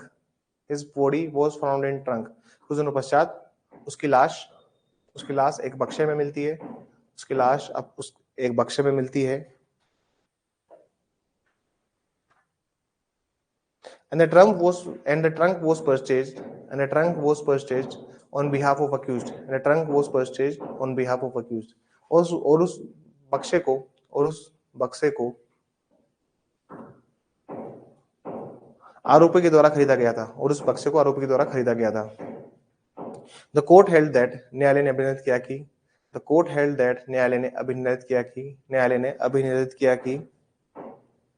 the statement made by the deceased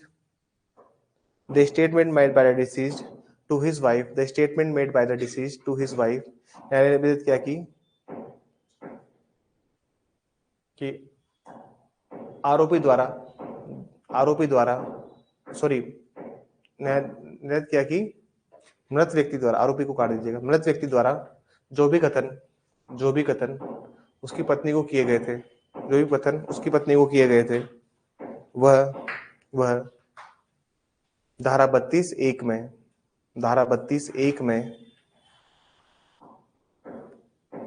ग्राह्य व सुसंगत है। धारा 32(1) में ग्राह्य व सुसंगत है। धारा 32(1) में ग्राह्य व सुसंगत है। The statement made by the deceased to his wife was admissible in evidence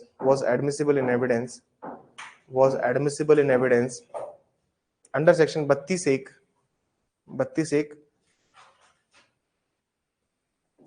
as the circumstances of the transaction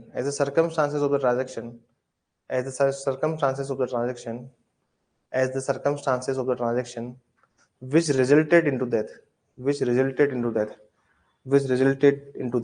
क्योंकि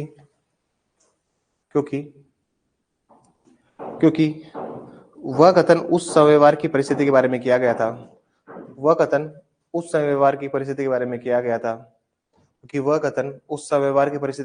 गया था, जिसके फलस्वरूप उसकी मृत्यु कारित हुई है। तो समझ में आया, कॉज ऑफ डेथ भी समझ में आया होगा आपको, और ट्रांजैक्शन में भी डेथ हुई। अब इसकी जो डेथ हुई है वो किस में हुई? सर पैसा लेने जाग गया इसलिए डेथ हुई ना। There is a movie shoot out at Wadala, देखिए आप लोगों ने, तो उसमें वो बताता है कि आज तू हिस्से के बदले किस्सा नहीं सुनाता तो आज तेरा किस्सा खत्म नहीं होता। तो यूजुअली क्या होता है, उसकी डेथ क्यों होती है? क्योंकि वो उसको एक उसकी किस्सा सुनाता है। It's a very good movie. तो यूजुअली क्या होता है कि when the transactions of the same transaction which goes or with like there is a transaction which resulted into death, एक समयवार से अगर आपकी मृत्यु हो जाए, transaction usually helps in occurring of the death. तो पकला नारायण स्वामी के अंदर भी यही हुआ। एक और किसका नाम लिखिए, शरद बृद्धिचंद शारदा। इसके ऊपर मैं कुछ नहीं बोलूंगा because we have take 1 and 2 lectures on this topic, circumstantial evidences के ऊपर, ठीक है ना। इसके ऊपर लिखाऊंगा नहीं मैं, सिर्फ जो कोर्ट ने क्या बोला उसको लिखा हूं। Sharad Birdhichand Sharda,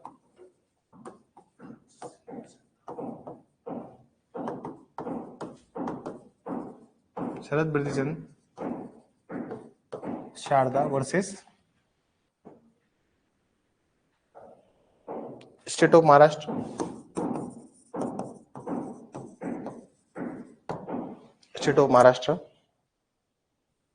this is 1984 supreme court.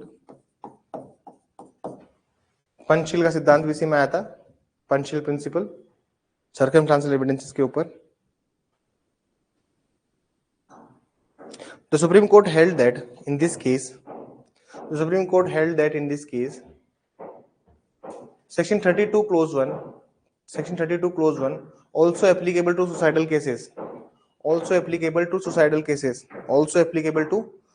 cases. माननीय उच्चतम न्यायालय ने अभिनिर्णित किया कि माननीय उच्चतम न्यायालय ने अभिनिर्धारित किया कि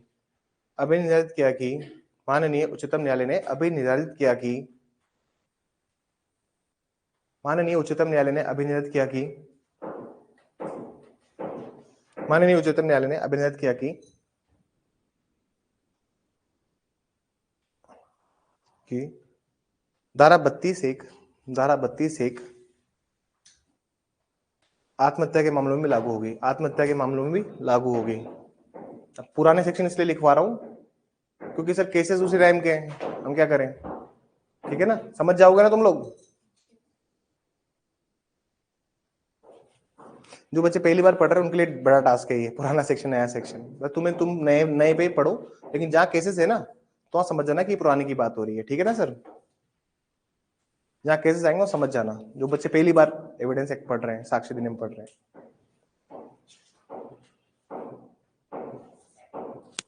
फोर्थ पॉइंट लिखिए, the cause of death must be in question.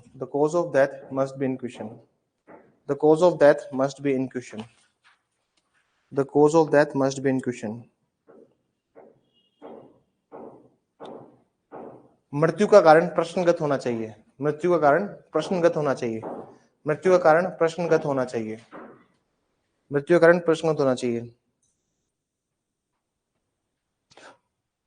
The declaration under section 26 clause 1, the declaration under section 26 clause A, the declaration under section 26 clause A, धारा 26 ए में किए गए कथन, धारा 26 ए में किए गए कथन मृत्यु के कारण संबंधित होने चाहिए, मृत्यु के कारण संबंधित होने चाहिए. The declaration made under section 26 clause A must related to the cause of death, must related to the cause of death, must related to the cause of death. किसका नाम लिखिए? R Dannu, R Danu Singh. अब दन्नू है दानू है, आप लोग को देख लीजिएगा.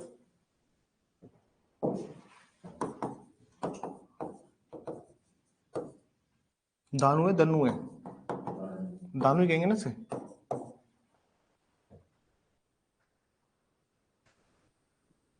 Are Danu Singh versus emperor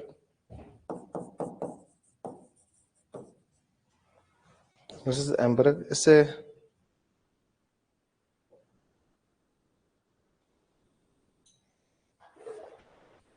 year पता नहीं लग रहा मुझे. 25 CR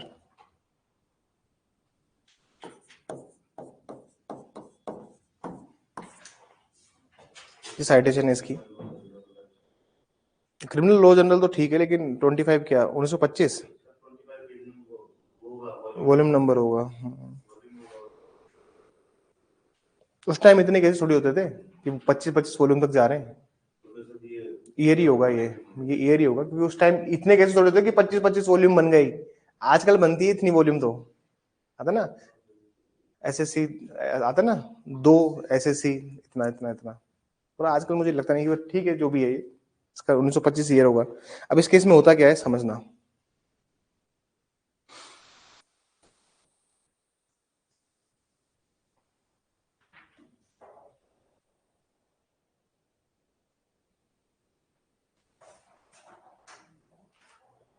अब इस केस में क्या होता है सर, अब मैंने आपको बताया ना कि मृत्यु के कारण संबंधित होना चाहिए कथन. किससे संबंधित होना चाहिए?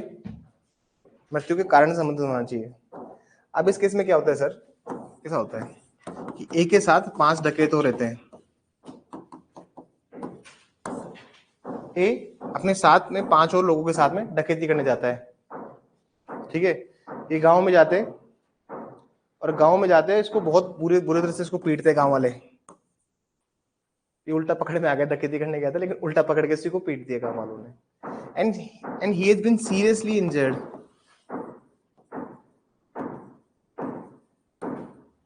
He has been seriously injured in that thing. ये जब इंजर्ड होता है तो इंजर्ड होने के बाद में ये बताता है कि हम लोग कौन कौन है, कहाँ कहाँ डकैती करते हैं, हम कहाँ कहाँ क्या क्या करते हैं, हमने कहाँ कहाँ क्या क्या किया हुआ है, ये सब कुछ बताता है. लेकिन ये नहीं बताता कि इसकी कॉज ऑफ डेथ क्या है, इसकी मृत्यु का कारण क्या है. समझ में आई बात? टेक्निकली देखा जाए तो ये पूरा कन्फेस करके जा रहा है. क्या करके जा रहा है? कन्फेस तो लेकिन मजिस्ट्रेट के सामने होगा, पुलिस को तो कन्फेशन कैसे होगा. लेकिन जो भी बता के जा रहा है सब कुछ बता रहा है कि हमारे साथ कौन कौन थे. इसने पूरा बताया कि हम गांव में मैं आया, मेरे साथ 5 लोग और आए, हम लोग डकैती करने गए, हमने बहुत डकैती करी, बहुत पैसा कमाया और बहुत लूटमारी करी. लेकिन इन्होंने एक बात भी नहीं बोली कि इसकी डेथ कैसे हुई. तो स्टेटमेंट जो है वो कॉज ऑफ डेथ मैंडेटरी है होना उसमें. आपने 4 बातें दे दो कि क्या करी उससे मतलब नहीं है. समझ नहीं बात? कॉज ऑफ डेथ कहाँ है इसमें? लिखिए इसमें, लिखिए इसमें. The court held that न्यायालय ने अभिनय क्या की. The court held that declaration is not admissible in evidence. Declaration is not admissible in evidence. Against the other person. As it does not relate to death. As it does not relate to death.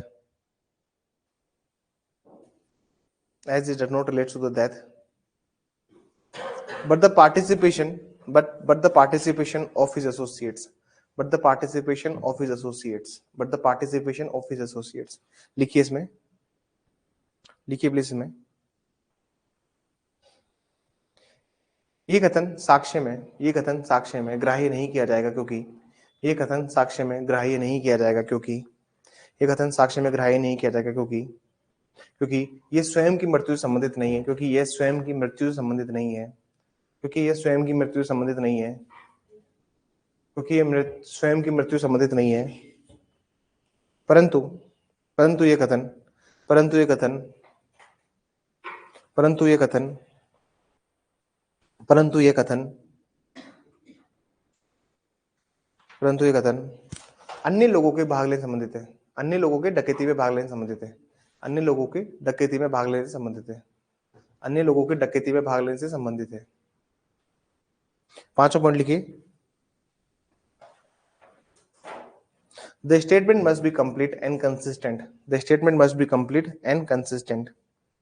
The statement must be complete and consistent.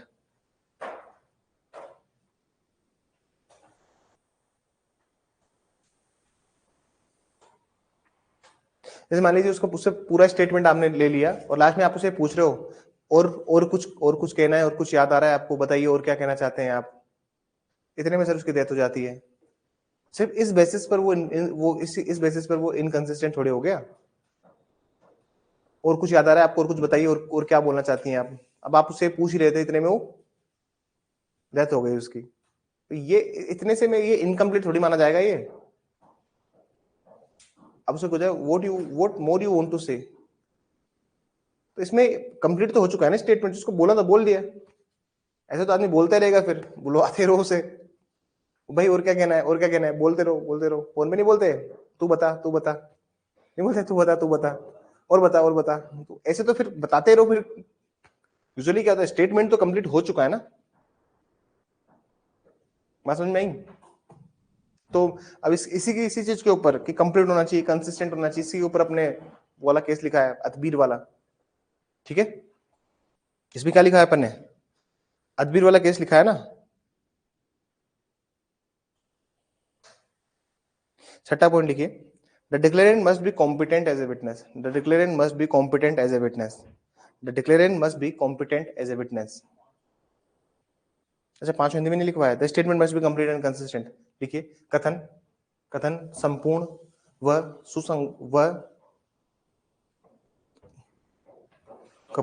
कथन संपूर्ण व संगत होना चाहिए, वह संगत होना चाहिए, संगत होना चाहिए, कंसिस्टेंट, संगत होना चाहिए, संपूर्ण व संगत होना चाहिए।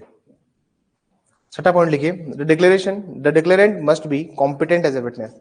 The declarant must be competent as a witness. कथन करने वाला व्यक्ति साक्षी के रूप में सक्षम होना चाहिए। कथन करने वाला व्यक्ति साक्षी के रूप में सक्षम होना चाहिए। अब साक्षी के रूप में सक्षम का क्या मतलब है सर, एक दो चीजों की सक्षमता समझिए आप। जहां पे मैं बात करता हूं कॉम्पिटेंसी की, सर एक तो होता है कॉन्ट्रैक्ट करने में सक्षम। अब कॉन्ट्रैक्ट की सक्षमता क्या होती है कि मेजर होना चाहिए, सोल माइंड होना चाहिए ना, साउंड होना चाहिए, डिस्क्वालीफाई नहीं होना चाहिए। एक तो होती है कॉम्पिटेंसी कॉन्ट्रैक्ट के लिए, एक सक्षमता होती है संविदा करने के लिए, और एक सक्षमता होती है विटनेस बनने के लिए। समझिएगा बात। जहां पे मैं सक्षमता की बात करता हूं तो दो तरह की सक्षमताएं होती है, एक संविदा करने के लिए सक्षमता होती है और एक साक्षी बनने के लिए सक्षमता। साक्षी बनने की सक्षमता क्या है, इसके लिए आप सेक्शन देखिए एक बार, जल्दी से निकालिए एक बार डायरेक्ट, भाई कौन बंदा बन सकता है अपना। आप एक बार सेक्शन निकालिएगा, 124 निकालिए प्लीज जल्दी से। भारतीय साक्षी अधिनियम में 124 निकालिए, 124। भाई कौन आदमी विटनेस बन सकता है, 124 निकालिए, 124।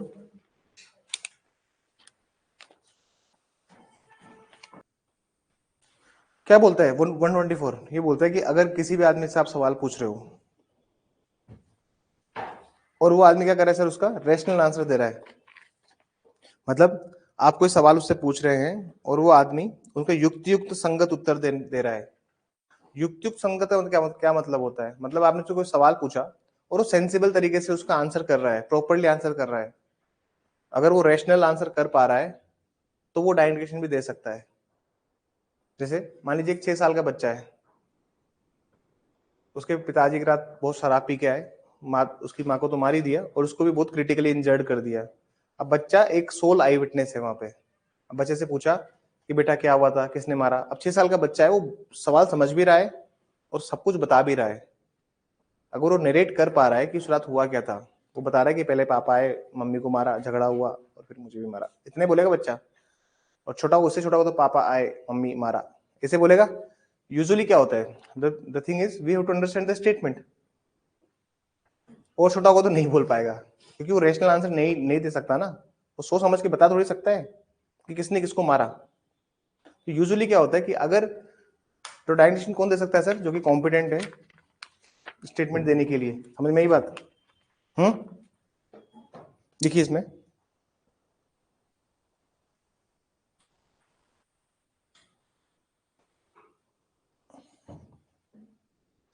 एक लाइन लिख लीजिए।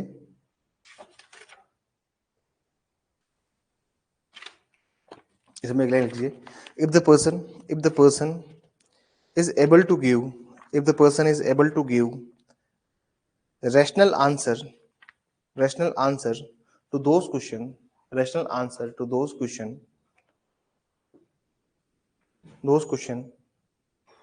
which put to which put to him which put to him which put to him then such person is then such person is then such person is competent to give dying declaration then such person is competent to give dying declaration then such person is competent to give dying declaration। लिखिए, यदि यदि यदि वह व्यक्ति उससे किए गए प्रश्नों को समझने समझने या या युक्ति संगत उत्तर देने के लिए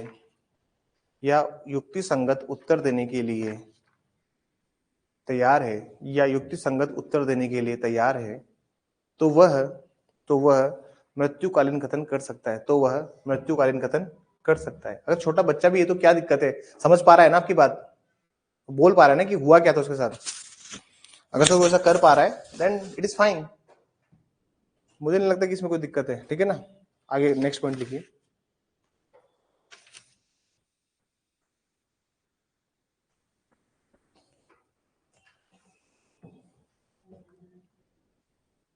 किसका नाम लिखिए, 7वां पॉइंट लिखिए। 7वें पॉइंट में मैं कुछ इधर उधर के पॉइंट्स बता दूंगा, ठीक है ना। इसमें लिखिए, एक केस का नाम लिखिए 7वें पॉइंट में, काका सिंह। किसका नाम लिखिए, काका सिंह। क्या नाम है केस का, काका Singh versus state of MP.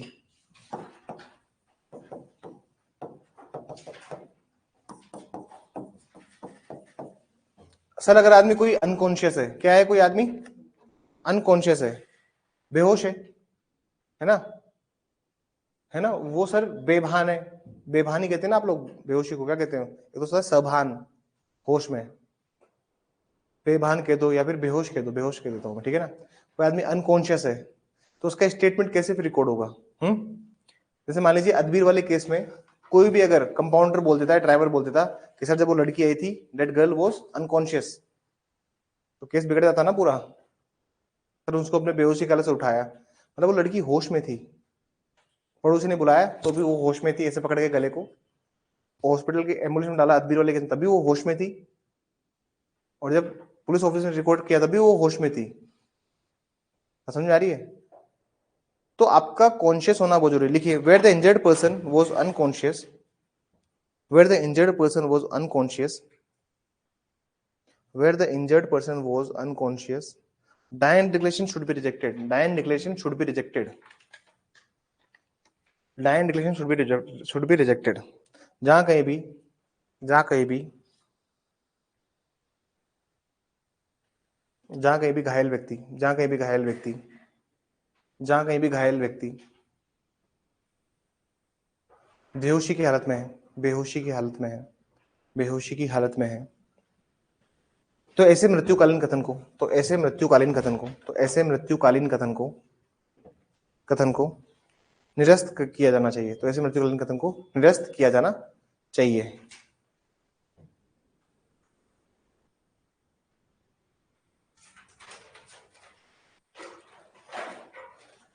किसका नाम लिखिए, मोहनलाल।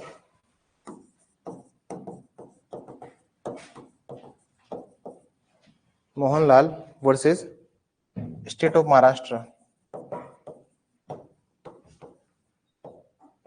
State of Maharashtra 1982। अब तो सर मैंने आपको बता दिया था कि जब कभी भी इनकंसिस्टेंसी है सर, विसंगत है आपके सारे स्टेटमेंट, सुनिएगा बात, अगर सर सेम लाइन पे जा रहे हैं तो फिर तो कोई दिक्कत ही नहीं है भाई, एक ही बात सब रिपीट कर रहे हैं। लेकिन अगर रिपीटेशन हो रही है सर, अगर अगर they are not on, if they are not on same line then this is the issue ना। इस इशू को सोल्व किया मोहनलाल ने, लिखिए Mohanlal versus state of Maharashtra. मतलब कथन जो किए बार बार, डायरेक्शन बार बार चेंज हो रहे हैं, मृत्युकालीन कथन लगातार बदल रहे हैं। तो अब लिखिए मोहनलाल वाले केस में, इसमें लिखिएगा please, where there more than one declaration, where there more than one declaration, जहां कहीं भी एक से ज्यादा मृत्युकालीन कथन है, जहां कहीं भी एक से ज्यादा मृत्युकालीन कथन है, जहां कहीं भी एक से ज्यादा मृत्युकालीन कथन है, मृत्युकालीन कथन है,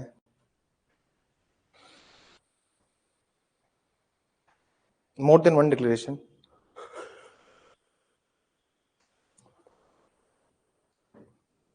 the first one should be preferred, the first one should be preferred, the first one should be preferred।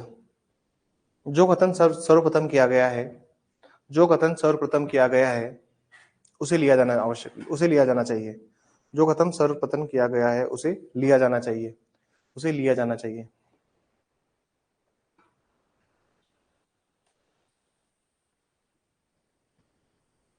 आठवां point, FIR as dying declaration, FIR as dying declaration. प्रथम सूचना रिपोर्ट, प्रथम सूचना रिपोर्ट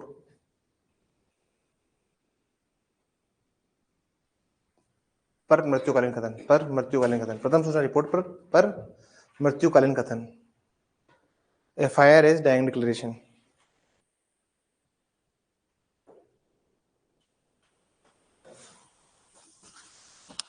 किसका नाम लिखिए, के Ramchandra Reddy.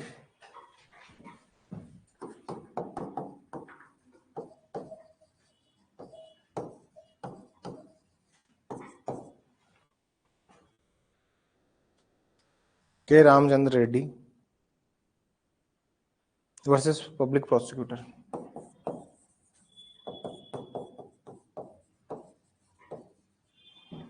Versus public prosecutor, this is 1976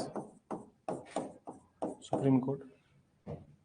लिखिए इसमें, where an injured person launch the FIR, जहां कहीं भी घायल व्यक्ति द्वारा प्रथम सूचना रिपोर्ट दर्ज कराई गई, जहां कहीं भी घायल व्यक्ति द्वारा प्रथम सूचना रिपोर्ट दर्ज कराई गई। Where an injured person launch the FIR, जहां कहीं भी घायल व्यक्ति द्वारा प्रथम सूचना रिपोर्ट दर्ज करवाई गई। Where an injured person launch the FIR and then died, और उसके बाद उसकी मृत्यु हो जाती है, और उसके बाद उसकी मृत्यु हो जाती है। Then it was held to be relevant as dying declaration. Then it was held to be relevant as dying declaration. Then it was held to be relevant as dying declaration. Then it was held to be relevant as dying declaration.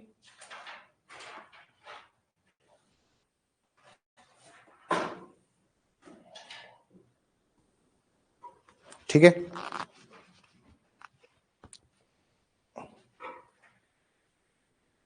एक case लिखिए, Jaiprakash versus state of Haryana.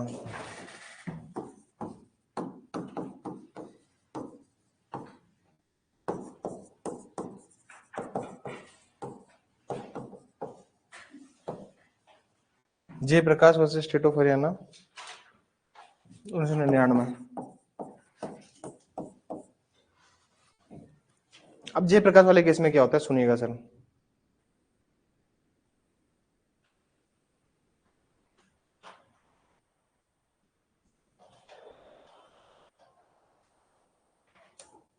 इस वाले case में complain देते हैं, किसको क्या देते हैं सर, परिवाद देते हैं, क्या देते हैं, परिवाद। कंप्लेन केसेस भी होता है ना सर, तो इसमें क्या होता है, पुलिस वाले को कंप्लेन देते हैं कि सर ये कंप्लेन है। लिखिए इसमें, in this case a complaint made to police, in this case a complaint made to police, in this case complaint made to police can also be considered as dying declaration, can also be considered as dying declaration, can also be considered as dying declaration, can also be considered as dying declaration. ठीक है, evidentiary value हम कल करेंगे, but now we will discuss some cases of supreme latest supreme court judgments. अभी 27 अक्टूबर कब थी sir? एक महीने पहले, 2 महीने पहले, एक महीने पहले ना. हाँ, 27 अक्टूबर का जजमेंट है. 27 अक्टूबर 2024 का जजमेंट है सर.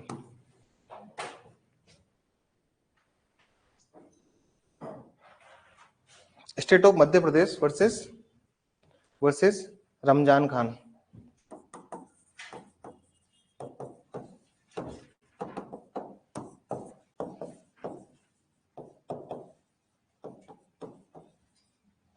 रमजान खान 2024 का जजमेंट है.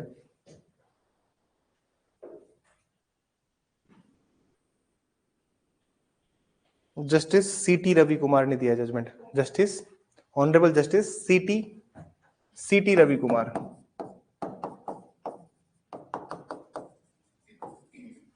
अब इस केस में क्या होता है सर? इस केस में एक डाइन डिक्लेरेशन होता है, और डाइन डिक्लेरेशन ओरल होता है, जो किसको देते हैं? रिलेटिव्स को दिया जाता है. किसको दिया जाता है? क्लोज रिलेटिव्स को डाइन डिक्लेरेशन देती है महिला मरने से पहले.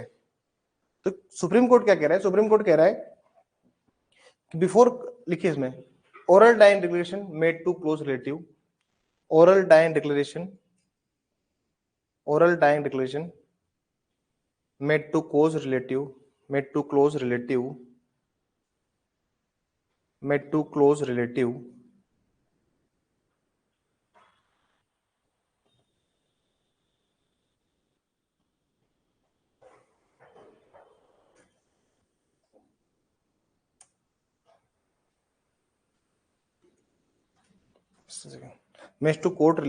made to close relatives require cautious assessment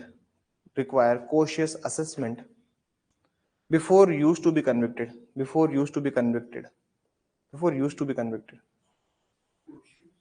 Cautious assessment before, ऐसे लिखिए, काटने के थोड़ा रुकिएगा, इसमें दोबारा लिखिए. require cautious assessment before being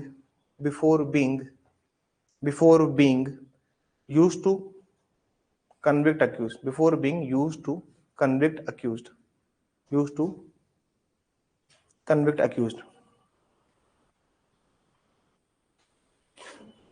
करीबी नातेदारों को दिए गए मौखिक मृत्युकालीन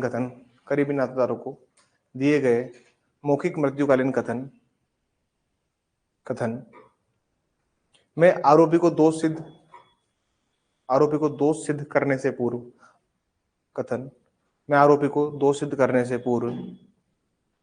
न्यायालय को सावधानी पूर्वक मूल्यांकन करना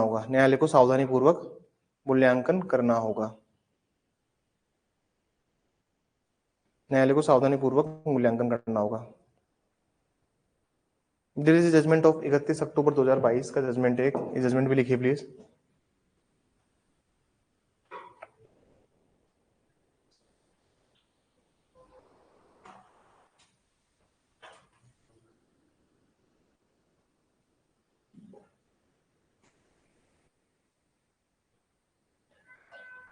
पढ़ना है आप लोगों को जजमेंट में, भेजू जजमेंट को, इसे गुड जजमेंट.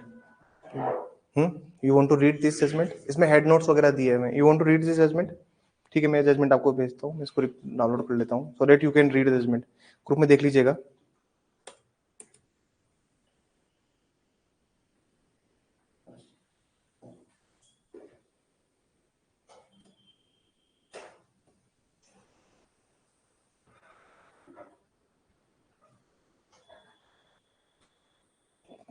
किसका नाम लिखिए? The state of Jharkhand versus Shailendra Kumar Rai. The state of Jharkhand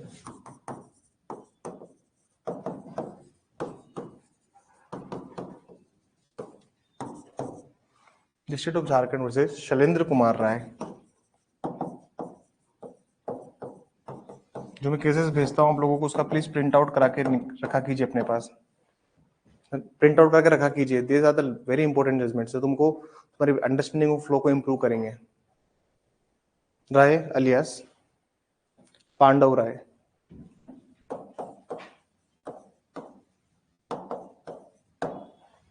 alias Pandav Rai, this is 31 October 2022 का जजमेंट है ये, and judgment delivered by honourable justice, उस टाइम ये जस्टिस हुआ करते थे, honourable justice doctor Dhananjay Yashwant Chandrachud, doctor DY Chandrachud का है ये जजमेंट।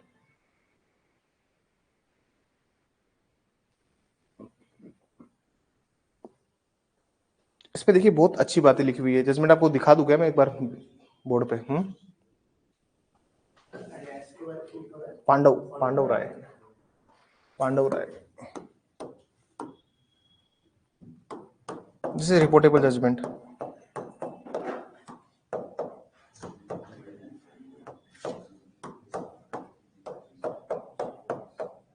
ऊपर आते बता देना, शैलेंद्र आएगा ऊपर।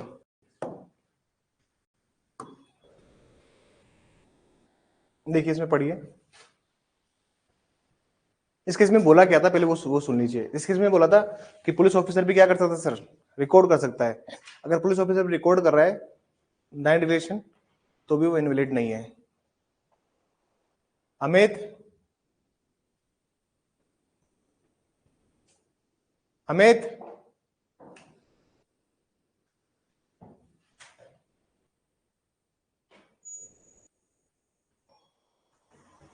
अंदर आना। ये किस चीज की आवाज आ रही है? तो निकालो उसे बाहर, निकालिए उसे बाहर, निकालिए। ठीक है ना? देखिए इसमें पढ़िए आप, the admissibility and probability value of direct declaration. अब क्या बोल रहा है यहाँ पे? There is no rule to effect that a direct declaration is inadmissible when it is recorded by a police officer instead of a magistrate। मतलब ये कहीं नियम नहीं है कि ये इनएडमिसिबल हो जाएगा अगर ये पुलिस ऑफिसर की जगह मजिस्ट्रेट, मतलब मजिस्ट्रेट की जगह पुलिस ऑफिसर ने रिकॉर्ड कर लिया तो। ये कहीं नियम नहीं है, मतलब पुलिस ऑफिसर भी रिकॉर्ड कर सकता है। आगे पढ़िए, फिर भी कह रहे हैं कि आइडियली जिसको रिकॉर्ड करना चाहिए वो कौन है साहब? मजिस्ट्रेट को। आइडियली किसको रिकॉर्ड करना चाहिए? मजिस्ट्रेट को। It can not be said that direction recorded by the police personal are inadmissible for that reason alone. सिर्फ इसको इनएडमिसिबल इसलिए नहीं करना चाहिए कि पुलिस वाले ने रिकॉर्ड किया है। आगे पढ़िए, स्टेट ऑफ कर्नाटक और शरीफ, ये सबने क्या बोला है? द वेदर द सबने क्या इशू था? The direction recorded bye police officer is admissible must be decided for the after considering the facts of each case. अब कुशाल राव वाले केस में सुनिए, तो जजमेंट मैंने भेज दिया है आप लोगों को। If you want to read the judgment, इसमें पूरा आप इसको पढ़िए डायरेक्ट डिक्लेरेशन के ऊपर, आपको बहुत अंडरस्टैंडिंग ऑफ लॉ इंप्रूव होगी आपकी। और बहुत बेसिक इंग्लिश है, मतलब ऐसा नहीं कि बहुत हाई लेवल की इंग्लिश है। तुम लोग अभी मैंने पढ़ा तुम्हारे सामने तो बेसिक बेसिक इंग्लिश है। थोड़ा बहुत पढ़ोगे तो आपको थोड़ा सा और नॉलेज मिलेगी ही। सही नहीं समझ में आया तो इस केस को खोल लेना, अपने मोबाइल में इधर जाना और ट्रांसलेट कर देना। ट्रांसलेट आता है ना बटन, तो ट्रांसलेट कर देना उसको, फिर अपने हिंदी में पढ़ लेना नहीं समझ में आए तो। But I will forward this judgment to you.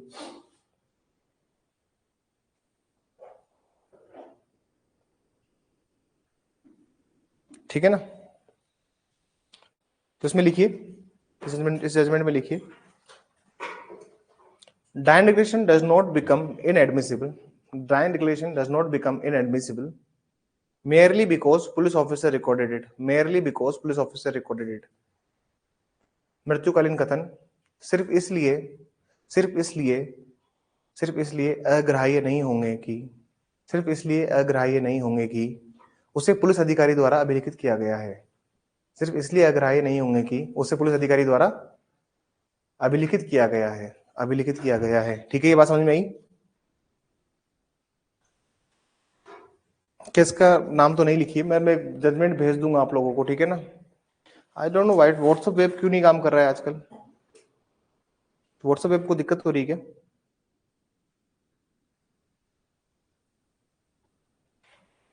क्या करें, पता नहीं, व्हाट्सएप वेब ओपन ही नहीं हो रहा है।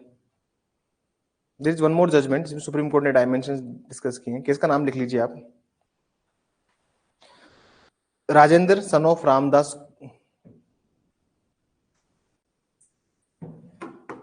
Rajendra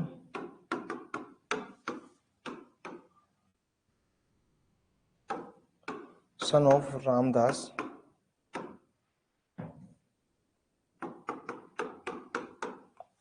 versus state of Maharashtra.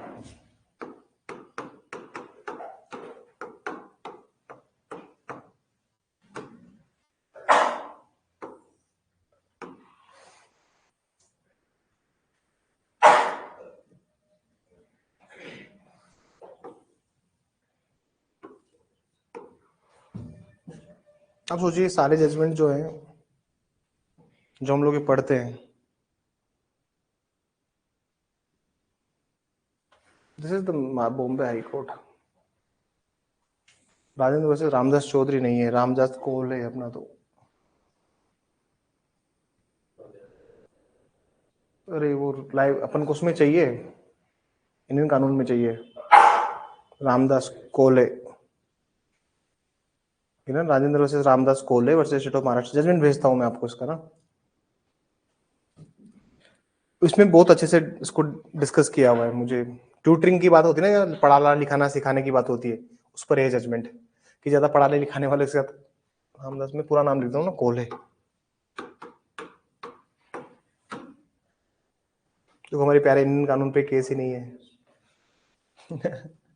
Free की वेबसाइट से हम केसेस पढ़ते रहते हैं दिन भर, फ्री की वेबसाइट से तो पढ़ते हैं, अदरवाइज ये केसेस पढ़ने के लिए क्या करना पड़ता है? फिर एसएससी का सब्सक्रिप्शन लो, एसएससी का क्या लो? सब्सक्रिप्शन।